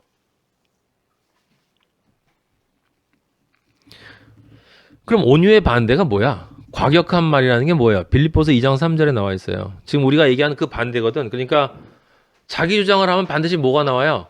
다툼이 나와, 다툼. 갈등이 나온다고. 아무 일에든지 다툼이나 허용으로 하지 말고 나오죠? 다툼이나 허용으로 하지 말고 오직 겸손한 마음으로 각각 자기보다 남을 낮게 여기고 저기 다툼이나 허영으로 하지 않고라는 게 바로 온유한 마음으로 해라라는 것의 소극적 표현이야 이게. 그러니까 지금 잠언 15장 1절에 과격한 말이 무슨 말이에요? 다툼을 일으키는 말. 그리고 자기를 자랑하려고 허풍 떠는 말. 어떻게든지 자기를 드러내려고 하는 말. 그게 허영이야, 허영. 다툼과 허영이 지금 온유의 정반대의 특징이라고요. 그러니까 온유한 사람은 다툼이 없어. 다툼이 없다라는 말은 그게 싸우지 않고 교회에서 싸우지 않고 이렇게 잘 지낸다 그런 뜻이 아니라고요. 그런 뜻이 아니라 다툼이 없다는 말은 내 지식으로 판단을 해서 하나님 아버지의 진리와 다투지 않는다는 뜻이잖아. 대들지 않는다고요. 내 마음대로. 근데 우리가 다 알다시피 유대인들은 대든다고 대들었나? 아니지. 그들은 하나님을 사랑한다고 하면서 대들었어. 그러니까 그런 게 더 무섭다고요. 그러니까 지금도 아버지를 온유한 마음으로 따르는 사람이 얼마나 많아요? 근데 아버지가 그들에게 뭐라고 하냐면 너희들 왜 나랑 다투려고 그러니? 라고 얘기하는 거예요. 다투려고 그러니? 라고 얘기하는 것입니다.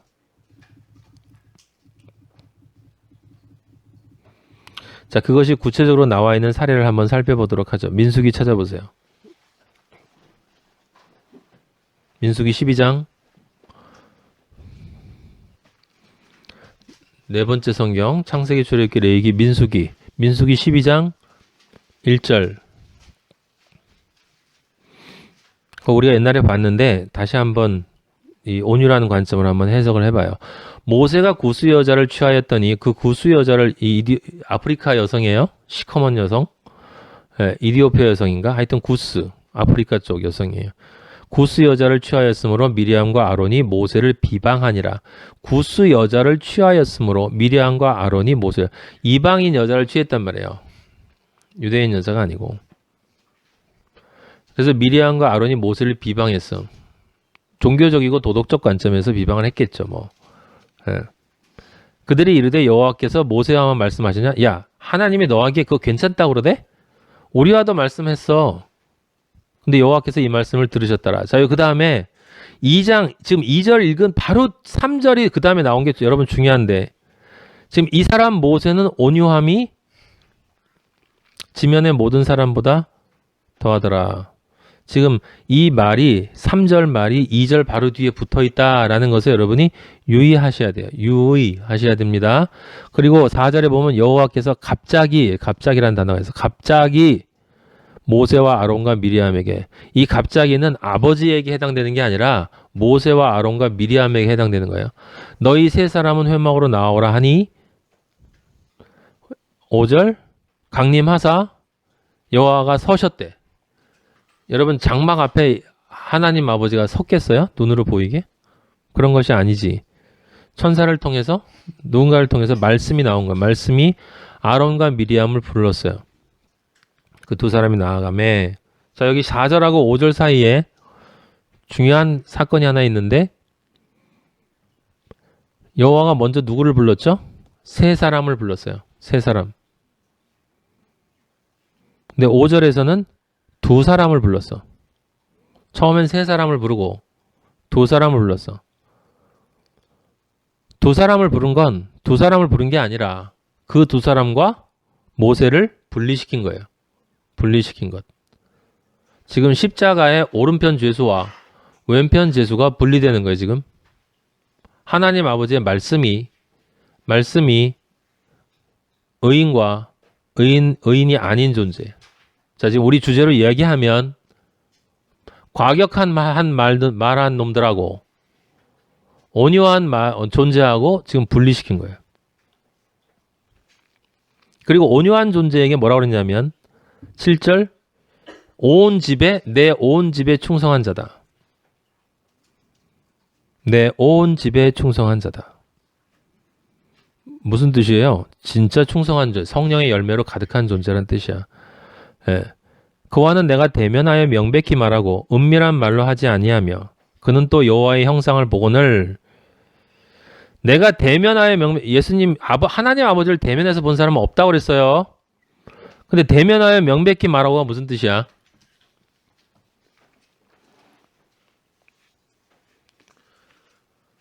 직접 앞에 있는 것처럼 아버지의 말씀이 명백하게 들리는 사람이란 뜻이에요. 그 사람이.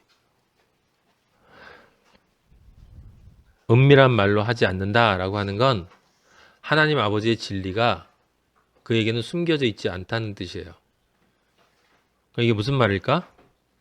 여러분이 성령의 사람이 되면 여러분이 모세가 돼요. 여러분이 성경을 보면 하나님과 대면하게 돼. 그리고 하나님이 성경을 통해서 여러분에게 명백하게 말씀하시는 그 말이, 영의 말이 들려. 그럼 그렇게 들리는 그 영의 말이 뭐야? 예수 그리스도야. 그 예수 그리스도가 누구예요? 하나님 아버지의 형상이야. 여호와의 형상이야. 그게 여호와의 형상이야. 성경을 진리로 보는 사람에겐 하나님 아버지가 대면하고 있는 것과 똑같아요. 이걸 신비한 사건으로 보면 안 돼. 여러분이 하나님 아버지를 대면하여 보지 못하면 우리는 그리스도인이 아니에요. 성경을 보고 그 성경에 있는 게 인간적인 글로 보이는 사람이 바로 온유하지 않은 사람이야. 그래서 배우는 거예요. 온유한 사람이 되기 위해서 여러분이 배우는 거라고, 잘하기 위해서 온유한 자로 그리스도의 장성한 분량까지 정말 온유하고 겸손한 사람이 되기 위해서 말씀을 직접 대면하여 명백하게 들릴 수 있는 말씀으로 볼 수 있도록 배우고 있는 거잖아요, 지금. 여호와의 형상이 누구라고 그랬어요? 예수 그리스도. 예수 그리스도는 하나님 아버지 그 본체의 형상이다 라고 성경에 써 있단 말이에요. 본체의 형상이다. 예수님이 본체의 형상이야. 우리가 형상이 아니라 우리는 예수 그리스도를 따라 지어진 거기 때문에 하나님 아버지의 형상이 드러난 모습이 예수 그리스도고, 우리는 그 예수 그리스도 안에서 탄생돼서 예수 그리스도로 또 지어져 가는 거야. 그러니까 엄밀히 말하면 우리는 하나님 아버지의 형상의 형상이에요. 근데 하나님 아버지와 예수 그리스도는 동일하기 때문에 또 우리도 아버지의 형상이라고 말해도 상관이 없어. 자, 지금 여러분들이 무엇을 봐야 되냐면 모세와 한쪽에 모세, 그리고 한쪽에 아론과 미리암의 대립구도를 봐야 되는 거예요. 대립구도. 그 대립구도가 뭡니까? 한쪽엔 온유와 겸손이 있고 다른 쪽에 뭐가 있어요? 다른 쪽에 뭐가 있어? 다툼과 허영이 있잖아. 빌립보서 2장 3절에 다툼과 허영이 정확하게 지금 미리암하고 아론을 통해서 나타나잖아요. 다툼과 허영. 다툼과 허영의 핵심이 뭐? 스스로 옳다 해. 야, 우리도 하나님의 제사장이야. 나도 하나님과 대화해. 라고 스스로 높여. 나도 하나님과 같이 판단할 수 있어. 그것을 통해서 뭐예요? 진리를 대적하고 있어, 지금. 하나님과 다투고 있어, 지금. 다툼과 허영이 그냥 단순히 누군가를 비판하는 게 아니라고 제가 분명히 얘기했습니다. 다 우리는 아버지와 관계하는 거예요. 성경에 나와 있는 말들은. 그러면 이 다툼과 허영이 지금 아까 잠언에 읽었던 1절에 나와 있는 과격한 말이고, 그 과격한 말을 지금 누가 하고 있는 거예요? 아론과 미리암이 하고 있는 거야. 정확하게. 그런데 여러분, 그 모세를 보세요. 모세를 보면 2절에 지금 아론하고 미리암이 너, 뭐, 이러면서 지금 다툼과 허영의 말을 딱 내뱉을 때, 자, 2절하고 3절 사이에 모세가 뭐라고 그랬어요? 뭐라고 그랬어? 아무 말도 안 했잖아. 아무 말도 안 했잖아요. 그게 진짜 모세의 말이야. 무슨 말? 온유한 말. 그게 온유한 말이에요. 온유한 말. 여러분, 잠언 15장 1절에 있는 그 온유한 말이 지금 거기 있는 모세의 침묵이라고 아까 그랬잖아. 온유는 뭐라고? 십자가의 침묵이라고. 십자가의 침묵. 예? 십자가의 침묵이라고.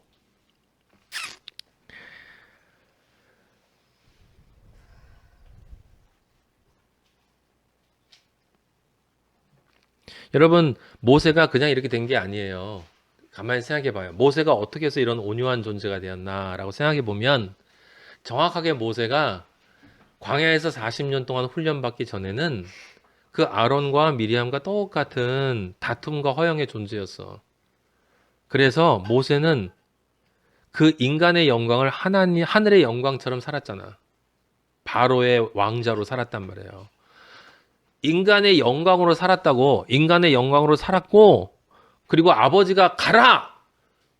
이스라엘 민족을 끌어내 와라! 라고 하기 전에 스스로 자기가 이스라엘 민족을 구하기 위해서 폭력을 휘둘렀다고. 스스로. 자신이 옳다고 생각하는 것에 따라서 행동했어요. 아버지한테 묻지 않고 아버지가 가서 때려 죽여. 그래서 때려 죽인 게 아니라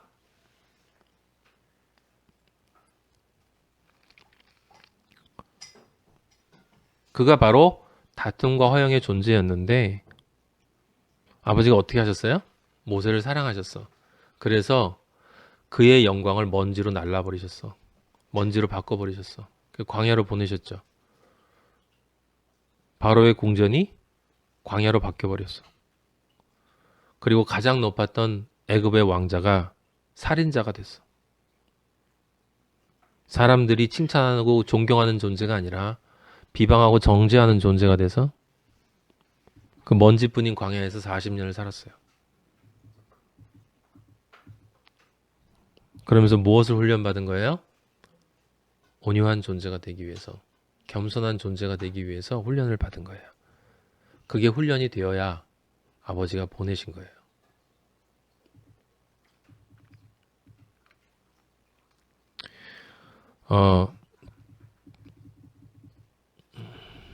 여러분 지금 우리가 지금 읽고 있는 이 부분, 여기 지금 이 사례가 나와 있는 이 부분이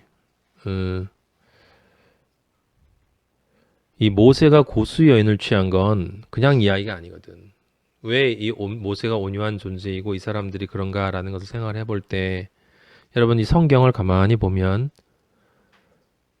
단순히 이디오피아의 흑인 여성을 어떤 성적인 욕망 때문에 취했다는 말이 아니에요. 지금 이방 여인을 아론하고 미리암은 그렇게 본 거고, 그죠? 예, 지금도 교회에서 무슨 교리 잘못됐다고, 무슨 기독교에 이러고 틀리다고 이렇게 얘기하는 게 많이 있죠. 아버지의 뜻은 다른데. 고수에는 누구예요? 그 아가서에 나오는 그 계달의 장막처럼 시커먼 존재 누구? 자신의 주홍빛 같은 죄, 붉은 죄를 눈처럼 양털처럼 희게 되어야만 그렇게 되어야만 할 바로 우리 자신을 얘기하는 거야. 고수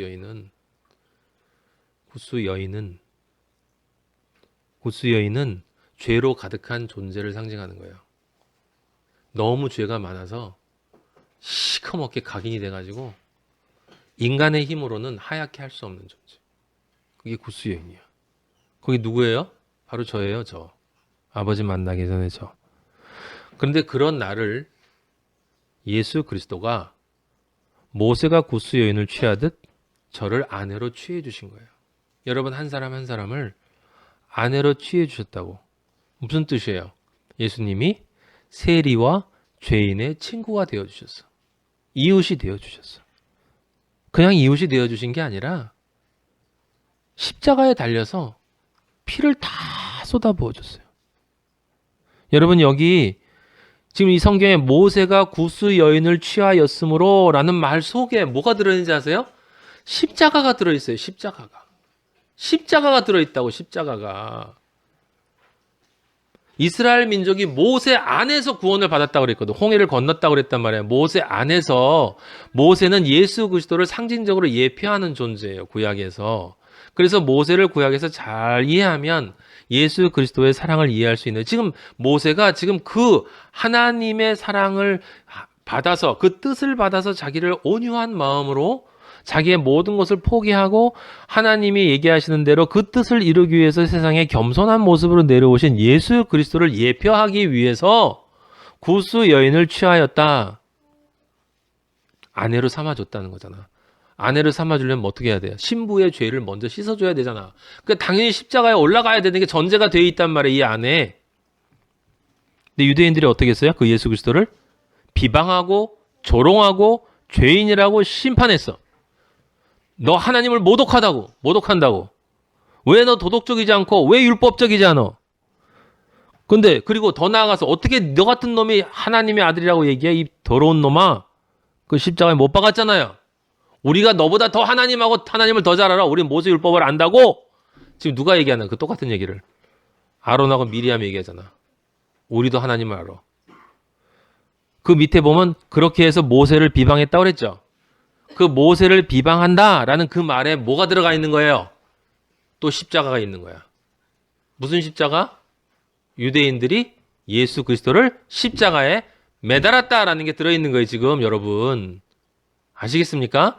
자, 모세는 예수 그리스도를 예표하는 존재로 십자가에 매달린 존재의 모습으로 나타났는데 지금 아론과 미리암이 예수 그리스도를 십자가에 매달은 그 유대인들과 똑같이 모세를 뭐 했어요? 비방했단 말이에요. 한쪽은 온유하고 한쪽은 전혀 온유하지 못한 존재예요. 그래서 아버지가 행동하시는 거예요. 나오라고 하시고 둘로 나눴어요. 하나는 아버지의 노를 격동시키는 놈과 아버지의 노를 잠잠하게 만드는 사람. 십자가에 매달린 은혜의 아들하고 십자가에 예수 그리스도를 매단 율법의 자식을 나눴어. 다시 한번. 십자가에 매달린 은혜의 예수 그리스도 아들과 십자가에 그를 매단 율법의 자식을 지금 하나님 뭐 하고 있어요? 나누고 있어. 그 매단 유대인 사탄의 자식 그게 누구예요? 영혼이 썩어가는 존재지. 이미 썩었지. 그래서 문둥병이 나오는 거야. 그래서 미리암이 문둥병 걸리는 거예요. 그 문둥병에 걸린 우리가 바로 그 미리암이었잖아요. 제가 미리암이었어요. 아버지 만나기 전에. 저는 제 멋대로 성경을 해석했으니까. 지금 교회에서 그렇게 많이들 하고 있는 것처럼. 그런 사람은 그 7일 동안 진 밖으로 쫓겨나야 돼. 무슨 소리입니까? 그 7의 구원, 우리가 알고 있는 그 7의 구원을 다시 죄의 회개, 진리의 깨달음, 죄의 회개, 그리고 자기 존재의 새로운 부활, 성령의 인도하심과 그런 걸 통하지 않으면 구원의 자리에 들어올 수 없다. 그래서 미리암을 내보낸 거예요.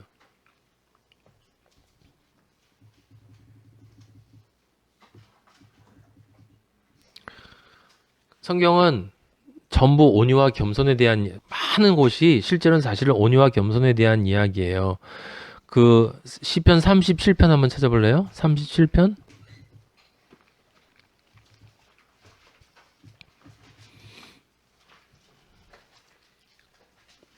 악을 행하는 1편 1절 보세요. 악을 행하는 자들 때문에 불평하지 말며 불의를 행하는 자들을 시기하지 말지어다. 여기 지금 악을 행한다라고 하는 말을 그냥 보면은 뭐라고 생각하겠어요? 사람들이 그냥 막연히 악한 놈 이렇게 생각하겠지. 근데 여기 지금 악을 행한다라는 말을 지금 잠언 15장 1절로 해석을 하면 뭐가 되는 겁니까? 자기의 허영과 다툼을 쫓는 그런 사람들. 진리를 깨닫지 못하고 진리이신 예수 그리스도를 십자가에 못 박는 그 존재들에 대해서 예수 그리스도가 불평하지 않았고 그 불의를 행하는 자들이 권력을 가지고 있다고 그들이 잘못한다고 시기하지 않았다 이 말이에요. 여러분 성경에 나와 있는 수없이 많은 악이라는 단어들이 그 아버지의 영의 은혜에 따라서 어떨 때는 이런 뜻으로 어떨 때는 저런 뜻으로 아버지의 은혜가 워낙 풍성하기 때문에 근데 그 모든 단어들이 다 악이라는 단어로 이렇게 수렴되어져 있다라는 걸 여러분들이 이해해야 되는 것이고 그래서 다른 사람들이 하듯이 이런 시편 읽으면서 그냥 악을 행하는 자들 그냥 이렇게 크게 보면 악을 행한다라는 건 뭐냐면 간단하게 말하면 하나님의 뜻에 거역하는 거고 하나님의 뜻을 대적하는 거야.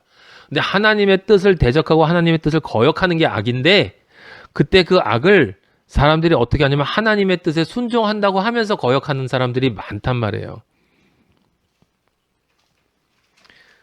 그죠? 지금 모세가 그들을 불평하지 않았고 시기하지 않았어. 그리고 그런 믿음이 있었어요. 무슨 믿음? 쟤네들은 풀과 같이 속힘을 배임을 당할 거야. 결국 풀은 채소같이 쇠잔할 거야. 언제 때? 심판 때. 하나님이 심판하시면. 그래서 나는 3절에 여호와를 의뢰하고 선을 행할 거야. 나는 구스 여자 취할 거야.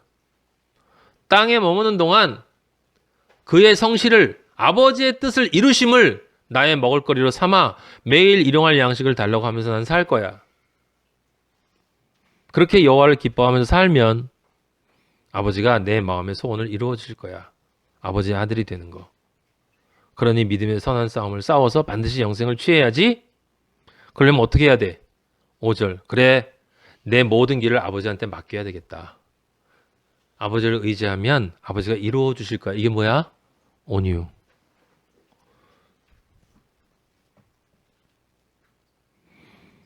그 온유의 결론이 아까 우리 예수 그리스도를 올려주신 것처럼 내 의를 빛같이 나타내시고 내 공의를 정오의 빛같이 하시리로다. 그래서 여호와 앞에 잠잠하고 참고 기다리라. 이게 뭐예요? 온유. 자기 일을 형통하며 악을 꾀하는 일을 때문에 불평하지 말지어다. 불평하지 말아야 되겠다. 그래 더 이상 분을 내지 말아야지. 노를 버려야지. 내 자신의 삶이 되어지는 이것에 대해서 하나님의 길을 가는 것 때문에 이렇게 된 것 때문에 내가 이 분을 그치고 노를 버리는 건 또 뭐예요? 불평하지 말라? 이게 다 온유잖아. 지금 전부 온유에 대한 이야기예요. 그래서 37장 11절에 뭐라고 써 있어요? 읽어봐요. 뭐라고 써 있어요? 온유한 자들은 땅을 차지하며 풍성한 화평으로 즐거워하리로다. 그죠? 아버지가 쓰신 것을 알면 빈틈이 없어요. 우리 아버지가 쓰신 건.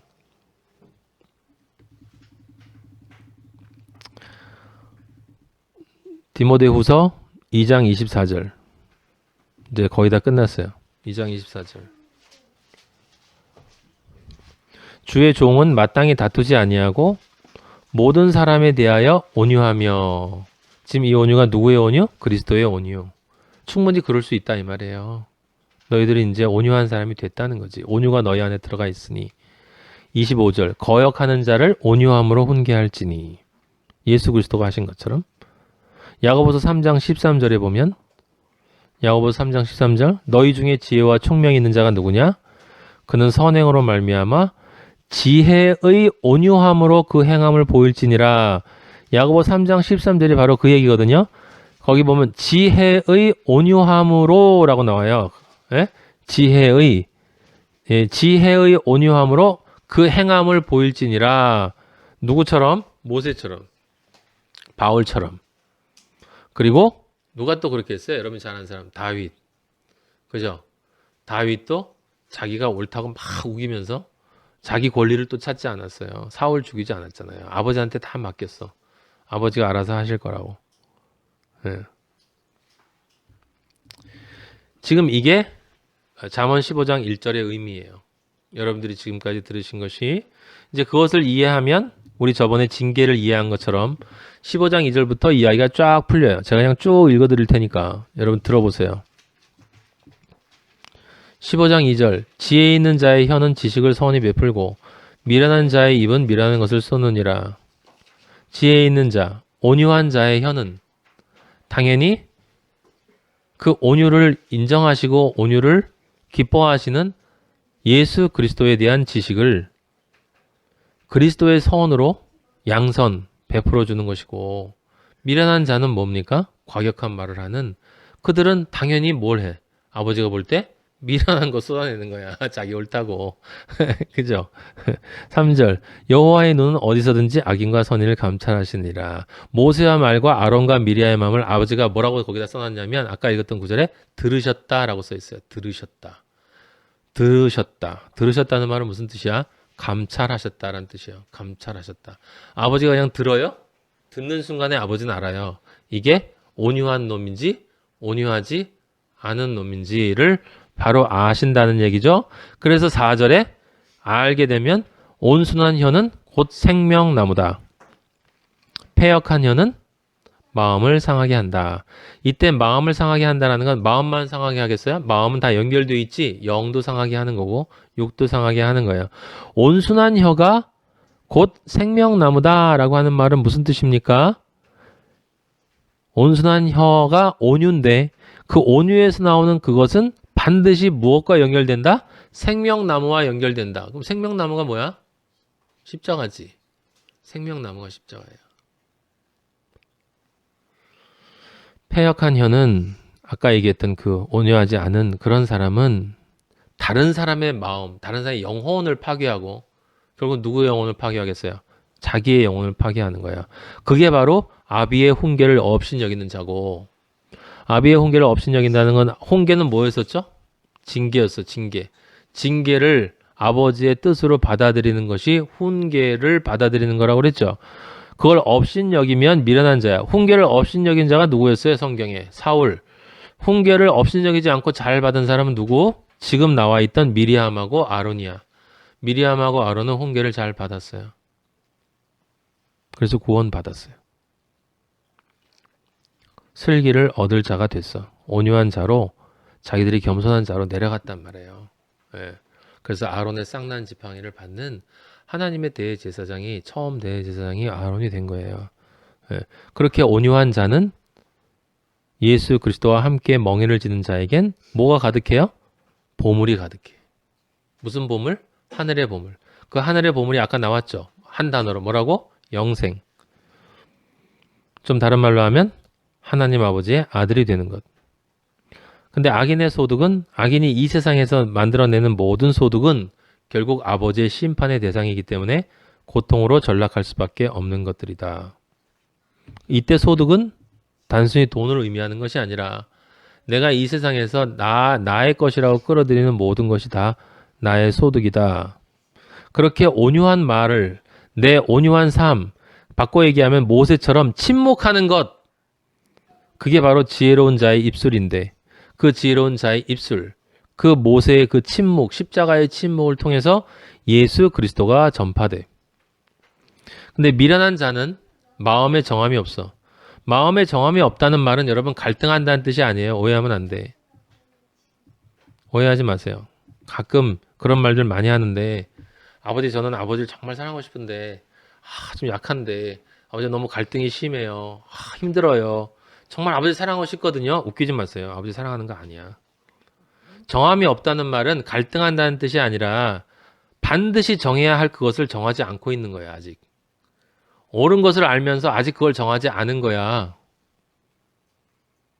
그래서 정함이 없다는 말은 그 진리가 아닌 것에 아직 머물러 있다는 뜻이에요. 아시겠습니까? 그리스도인에겐 갈등이 없어요. 무슨 갈등이 있어. 성령을 받은 자에게는 갈등이 없어요. 잘못하면 회개하고 고백하고 다시 살고, 가다가 또 실수하면 또 잘못했다고 눈물 콧물 흘리면서 아빠 미안해요 하고 다시 살고. 하지만 그 중심되는 그 삶은 충이야. 충. 그 네모가 두 개 되면 뭐? 환. 마음이 정함이 없다는 건 마음을 두 개를 가지고 있다는 뜻이 아니에요. 사실은 그쪽이 더 강하다는 뜻이에요. 아시겠습니까? 그래서 천국에 못 가는 거야. 빛과 어두움은 함께 있을 수가 없어요. 빛이 들어오면 어둠이 사라지고 어둠이 가득해 있으면 빛은 없는 거야. 여러분들은 절대로 핑계대면 안 돼요. 아버지, 난 정말 아버지 사랑하는데 진짜 너무 힘들어요. 너무 갈등이 돼요. 웃기지 마세요. 아직 세상을 사랑하는 거야. 세상이 더 좋은 거야, 더. 당신 안에 세상이 들어있는 거라고. 아직 결단하지 않은 거야. 아버지를 향해서. 그럼 회개해야지. 그리고 결단해야 돼. 날 결단하게 해주세요 라고 기도하면 안 돼. 그건 아버지가 안 들어줘요. 여러분이 결단해야 도와주는 거지. 결단하고 살아야 도와주는 거야. 제가 여러분 몸 아플 때 기도하면은 그 다음에 낫나 안 낫나 본 다음에 움직이면 안 돼. 여러분 감기 걸렸는데 아버지 나 감기 낫게 해주세요 라고 한 다음에 누워서 계속 기도하고 손 붙잡고 기도한 다음에 이제 낫나 보다 하고 그건 말이 안 돼. 기도하고 나서 그 다음에 일어나야 돼. 일어나서 평소처럼 행동해야 돼. 그런 사이에 감기가 사라지는 거지. 기도하고 나서 눈치 촥 보고서 좀 나아졌나? 이렇게 보고서 가는 게 아니에요. 그게 안 믿어져도 아버지의 아들은 그렇게 믿으려고 노력해야 되고 믿어야 되는 거야 그냥. 예? 그래서 저는 요일이 다해 기도해주고도 확인 안 해요. 그냥 기도하고 믿음이 없을 때 자꾸 오래 붙잡고 기도하는 거야. 그 믿음 달라고. 오래 붙잡고 기도하는 것은 아버지는 정성으로 기도를 들어주시는 게 아니라 믿음으로 들어줘요. 믿음으로. 그래서 실제 믿음 있는 사람은 그냥 아버지 치료해 주세요 하면 낫는 거야. 근데 그 믿음이 없으니까 그 믿음이 나의 안에 생길 때까지 기도를 하는 거지. 정성으로 오래 기도하면 아버지가 들어주시는 게 아니라고. 근데 그것만이 아니고 육체의 병이 문제가 아니라 다른 것도 마찬가지예요. 여러분이 나를 절벽에서 던져야 되는 거야. 절벽에서 던져야 되는 거야. 아버지를 믿고 싶은데 아버지를 믿을래니 너무 걸리적거리는 게 많어. 그래서 진짜 믿고는 싶은데 요것만 조금 이렇게 안정이 되면 이렇게 믿을 수 있을 것 같은데 라고 하는 건 뛰어내리지 않는 거라니까. 믿음은 뛰어내려야 되는 거야. 뛰어내려야 돼. 그래야 그 다음에 아버지가 받아주시는 거지. 뛰어내리지 않으면서 계단 좀 만들어줘요. 그럼 내려가 볼게. 약간 경사도도 참아보고 내려갈 테니까 도와달라니까. 난 믿음이 있다니까 아버지 도와주세요. 그러니까 나 기도 열심히 할게. 그건 기도가 아니야. 아버지랑 거래하겠다는 거지. 거래. 믿음은 바라는 것들의 실상이란 말이에요. 보지 못하는 것들의 증거. 그러니까 사다리가 내려져 있다고 믿는 거지. 그 증거지, 증거. 믿음은 증거지. 사다리가 있다라고 생각하고 발을 딱 내딛는 거지. 그때 사다리가 만들어지는 거야. 그때. 여러분, 그 세상 문제 푸는데 얘기하는 게 아니라 내가 아버지만을 온전하게 믿고 아버지만으로 정말 기쁨을 가지고 살아나려고 하는데 그게 잘 안 되잖아요. 그럼 그걸 그때 내가 기도를 하고 나서 마음에 그런 풍성함이 있고 나서 내가 사는 게 아니라 내 행동을 그렇게 할 때 아버지가 움직일 때 결단할 때 아버지가 들어주시는 거예요. 그래서 여러분이 미래를 위해서 무엇인가를 여러분이 만약에 준비한다면 여러분은 아버지에 대적하는 거야. 지금 여기 있는 온유가 아니라고. 온유가 정반대의 거란 말이에요. 그래서 우리는 그걸 준비하면 안 돼. 아버지한테 맡기고 살아야 돼. 그래도 좀 요엘이 다혜가 제가 언제 살아봐야 나이 차이가 지금 몇 살. 그래도 좀 준비를 좀 아니야. 아브라함은 이삭을 칼로 쳐도 다시 살려주시겠지라고 생각하고 했는데 뭐가 무서운 거야? 에? 아버지가 우리를 먼지에서 창조하신 분이라니까? 뭐 조금 행동하고서 뭐 굉장한 결단한 것처럼 폼 재지 마요. 내 존재가 온전하게 아버지한테 들어지지 않으면 아버지는 nothing이야, nothing. 내 안에 사랑이 없으면, 내 안에 예수 그리스도가 온전하게 충만해 있지 않으면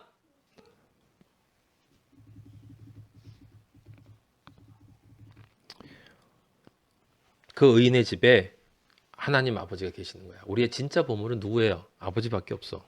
아버지 이외에 다른 보물이 없어요. 제가 그랬잖아요. 우리는 그 천국을 기대하는 게 아니라 예수 그리스도가 우리의 천국이기 때문에 예수 그리스도가 우리의 천국이야. 다른 거 바라는 게 아니야. 그러니까 인터넷에서 천국 가니까 엄청나게 좋더라 하는 사람들은 다 가짜인 거야. 우리는 그걸 바라는 게 아니에요. 우리는 천국 가서 화려한 곳을 살려고 하는 게 아니야. 우리는 예수님을 만나고 싶은 거야. 우리는 예수님과 함께 살고 싶은 거라고. 하나님 아버지와 함께 살고 싶은 거라고. 그것 이외에는 바라는 게 아니라고. 함께 사는데 옆에 불이 타도 예수님 손 붙잡고 같이 타겠다고. 당신이 있는 곳이 천국이라고. 아버지가 그런 사람을 사랑하신단 말이에요. 그래서 누구야? 다니엘의 세 친구가 불 속에 들어갈 때 예수님이 그 안에서 괜찮아 나 여기 있어 들어와. 그래서 걔네들이 들어갔어요? 타 죽으려고 들어갔는데 들어가 보니까 예수님이 계신 거지. 그래서 안 탔잖아요. 그럼 실제 안 타? 뭐 그 물리적인 얘기를 하는 거야? 아니잖아. 그 불은 바로 심판의 불이란 말이야. 심판의 불. 나중에 우리가 받을 그 심판의 불에 우리는 절대로 타지 않아. 왜냐하면 우리는 예수 그리스도만 믿고 의지하고 난 살아가기 때문에. 진리를 알잖아요. 진리를 알면 이 세상의 모든 그 뛰어난 지식들이 진짜 가치 없다는 게 느껴져요, 여러분. 정말 성경이 정말 귀한 책이에요. 제가 이 세상에 누구의 책을 읽어봐도 이런 책을 난 본 적이 없어요. 여러분 정말이에요. 믿으세요. 이건 아버지가 아니고선 쓸 수 없는 책이야. 이런 책은. 안으로 들어가면 들어갈수록 더 논리적이고 안으로 들어가면 들어갈수록 더 깊고 안으로 들어가면 들어갈수록 너무 아름답고 근데 안으로 들어갈수록 십자가밖에 안 보여. 예수 그리스도의 사랑밖에 안 보여요. 한마디 말밖에 안 들려. 아들아, 나 너 사랑한다. 아들아, 나 너 사랑한다.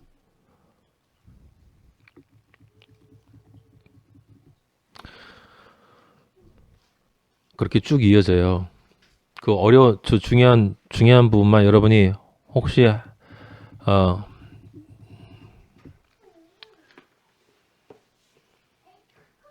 그 정함이 없다는 말은 두 갈래 게 아니다. 여러분이 기억하시고 우리는 온전히 아버지만 따라가야 돼요. 세상이 어떻게 가든 아닌 건 아닌 거야. 지금 여러분 세상 움직이는 거 보세요. 에? 누가 옳은 사람이에요? 저 데모하는 사람들? 청와대에 있는 박 대통령? 누가 옳은 거예요? 다 불쌍한 사람들이야. 다 불쌍한 사람들이에요. 그러니까 서로 싸우는 거야. 온유가 없는 사람은 다툼과 허영밖에 없어. 내가 옳다? 나의 주장이 있어야 내 주장밖에 없고 내 권리밖에 없고 내 건 달라고 그러고 나쁜 놈이라고 남들 지적하고 예수 그리스도의 온유가 없는 사람은 정의라는 이름 하에서 폭력을 정당화하는 존재들이란 말이에요. 저는 그 길이 끝이 어떤지를 너무나 정확하게 알고 있기 때문에 온 세상이 지진이 일어나고 온 세상 사람들이 전부 다 변해가지고 무슨 난리가 치더라도 흔들리지 않아요. 말씀을 보고 하나님과 대면하는데 하나님과 대면하는 사람은 흔들리지 않아요. 여러분에겐 그런 축복이 주어졌는데 축복을 많이 받은 사람에게는 아버지가 많이 요구한다고 하셨어요. 여러분 잘 들으셔야 돼요. 진리의 말씀을 아버지가 전해주는 것은 아버지가 반드시 사명이 있기 때문에 전하는 거야. 안일하게 조금 믿고 편하게 잘 살라고 주는 게 아니란 말이에요. 15장 11절 보세요. 11절 보면 스월과 아바돈이라는 말이 나와요. 스월과 아바돈도 여호와의 앞에 드러나거든 하물며 사람의 마음이리요. 이 스월과 아바돈이라는 말은 음부하고 유명이라는 말로 되고 근데 실제로는 죽음과 파멸이라는 뜻이고 스월과 아바돈은 죽음과 파멸 그리고 좀 더 구체적으로 얘기하면 스월이라는 단어는 보이지 않는 세계를 뜻해요. 그냥 지옥만을 의미하는 게 아니라 지옥을 포함해서 우리가 죽으면 가는 모든 것을 다 스월이라고 표현해도 돼요. 그런데 자 그런 뜻을 정확히 모른다. 그래서 상관이 없어요.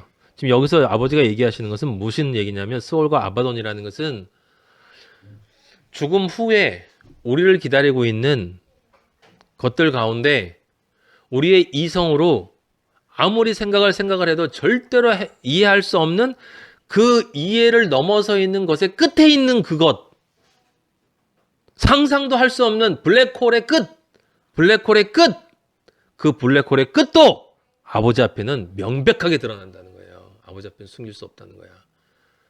예? 그걸 지금 얘기하시는 거예요. 아버지가 아버지 앞에는 숨길 수 있는 것이 티끌도 없다라는 것을 뜻하는 것이고 그렇기 때문에 우리의 마음이 아버지 앞에 반드시 나타난다는 거예요. 나중에 아버지 만나면 그게 히브리서의 4장에 나왔었잖아요.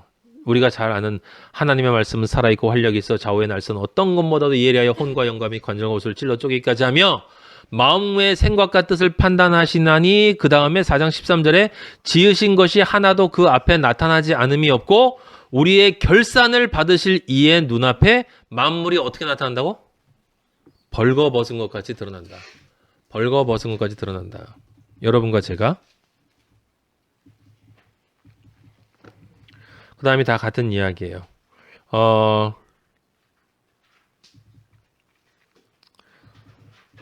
한 군데만 여러분이 읽는데 도움이 될 구절 하나만 더 얘기하고 15장 25절에 보면 여호와는 교만한 자의 집을 허시며 그죠? 과부의 지계를 정하시느니라. 지계라는 것은 땅의 경계를 뜻하는 거예요. 땅의 경계.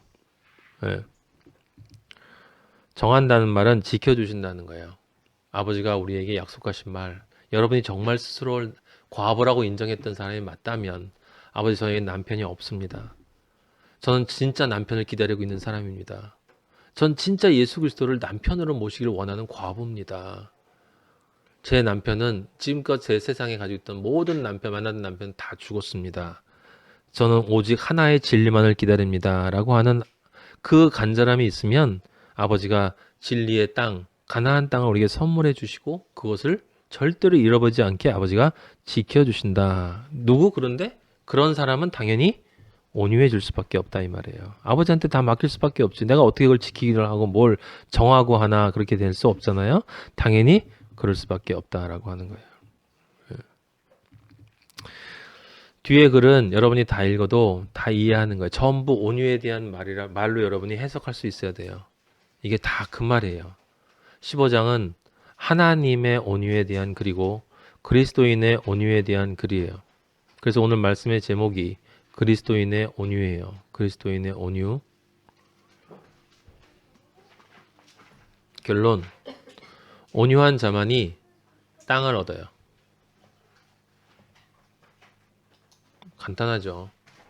온유하지 않은 자는 땅을 얻지 못합니다. 분명히 말씀드렸습니다. 그럼 온유한 자는 누굽니까? 땅을 얻어 성령을 받을 수 있는 자예요. 성령을 받은 자. 성령을 받은 자예요. 다 성령이에요. 성령. 말로만의 성령이 아니라 진정한 의미의 삶의 존재의 성령을 받은 자.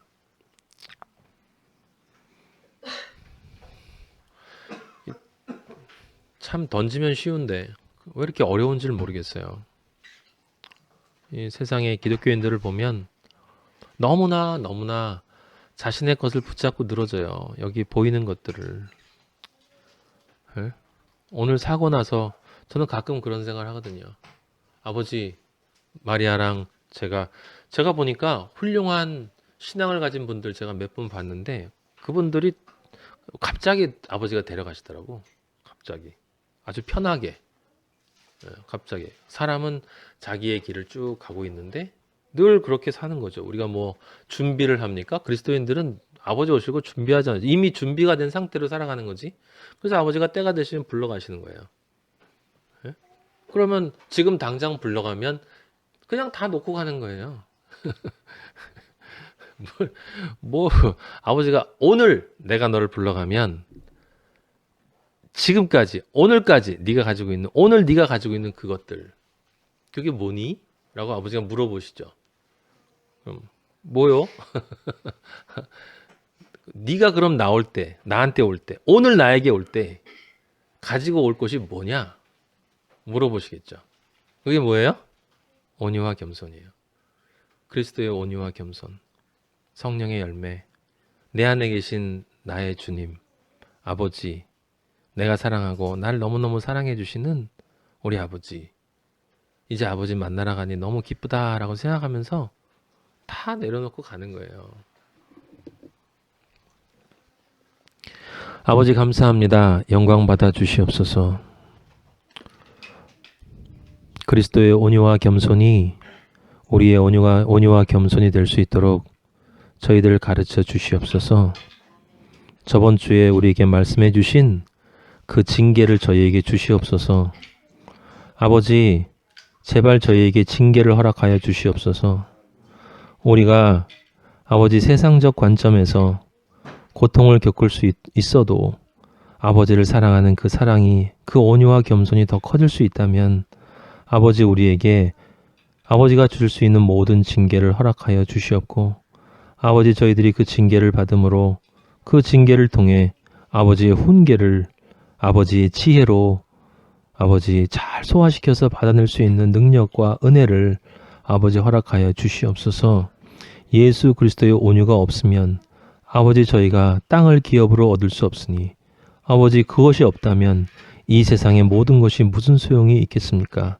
아버지 저희에게 온유를 허락하여 주시고 예수 그리스도의 그 온유와 겸손을 위해 아버지의 성령이 저희 안에 충만하게 임재할 수 있도록 아버지 없는 자들에게 은혜 내려주시고 결단할 수 있도록 해주시고 그리스도의 삶을 살게 하여 주시고 아버지여 존재의 혁명적 변화를 아버지 경험할 수 있도록 축복하여 주시옵소서. 우리 마하나임을 통해서 영광 받으실 여호와 나의 아버지, 우리 마하나임의 아버지, 그리스도인의 아버지, 남은 자들의 아버지를 찬양하고 찬양하고 찬양합니다. 예수 그리스도 이름으로 기도했습니다. 아멘. 하늘에 계신 우리 아버지, 이름이 거룩히 여김을 받으시오며 나라의 임하옵시며 뜻이 하늘에서 이루어진 것 같이 땅에서도 이루어지이다. 오늘날 우리에게 일용할 양식을 주옵시고 우리가 우리에게 죄 지은 자를 사하여 준 것 같이 우리 죄를 사하여 주옵시고 우리를 시험에 들지 말게 하옵시며 다만 악에서 구하옵소서. 나라와 권세와 영광이 아버지께 영원히 있사옵나이다. 아멘.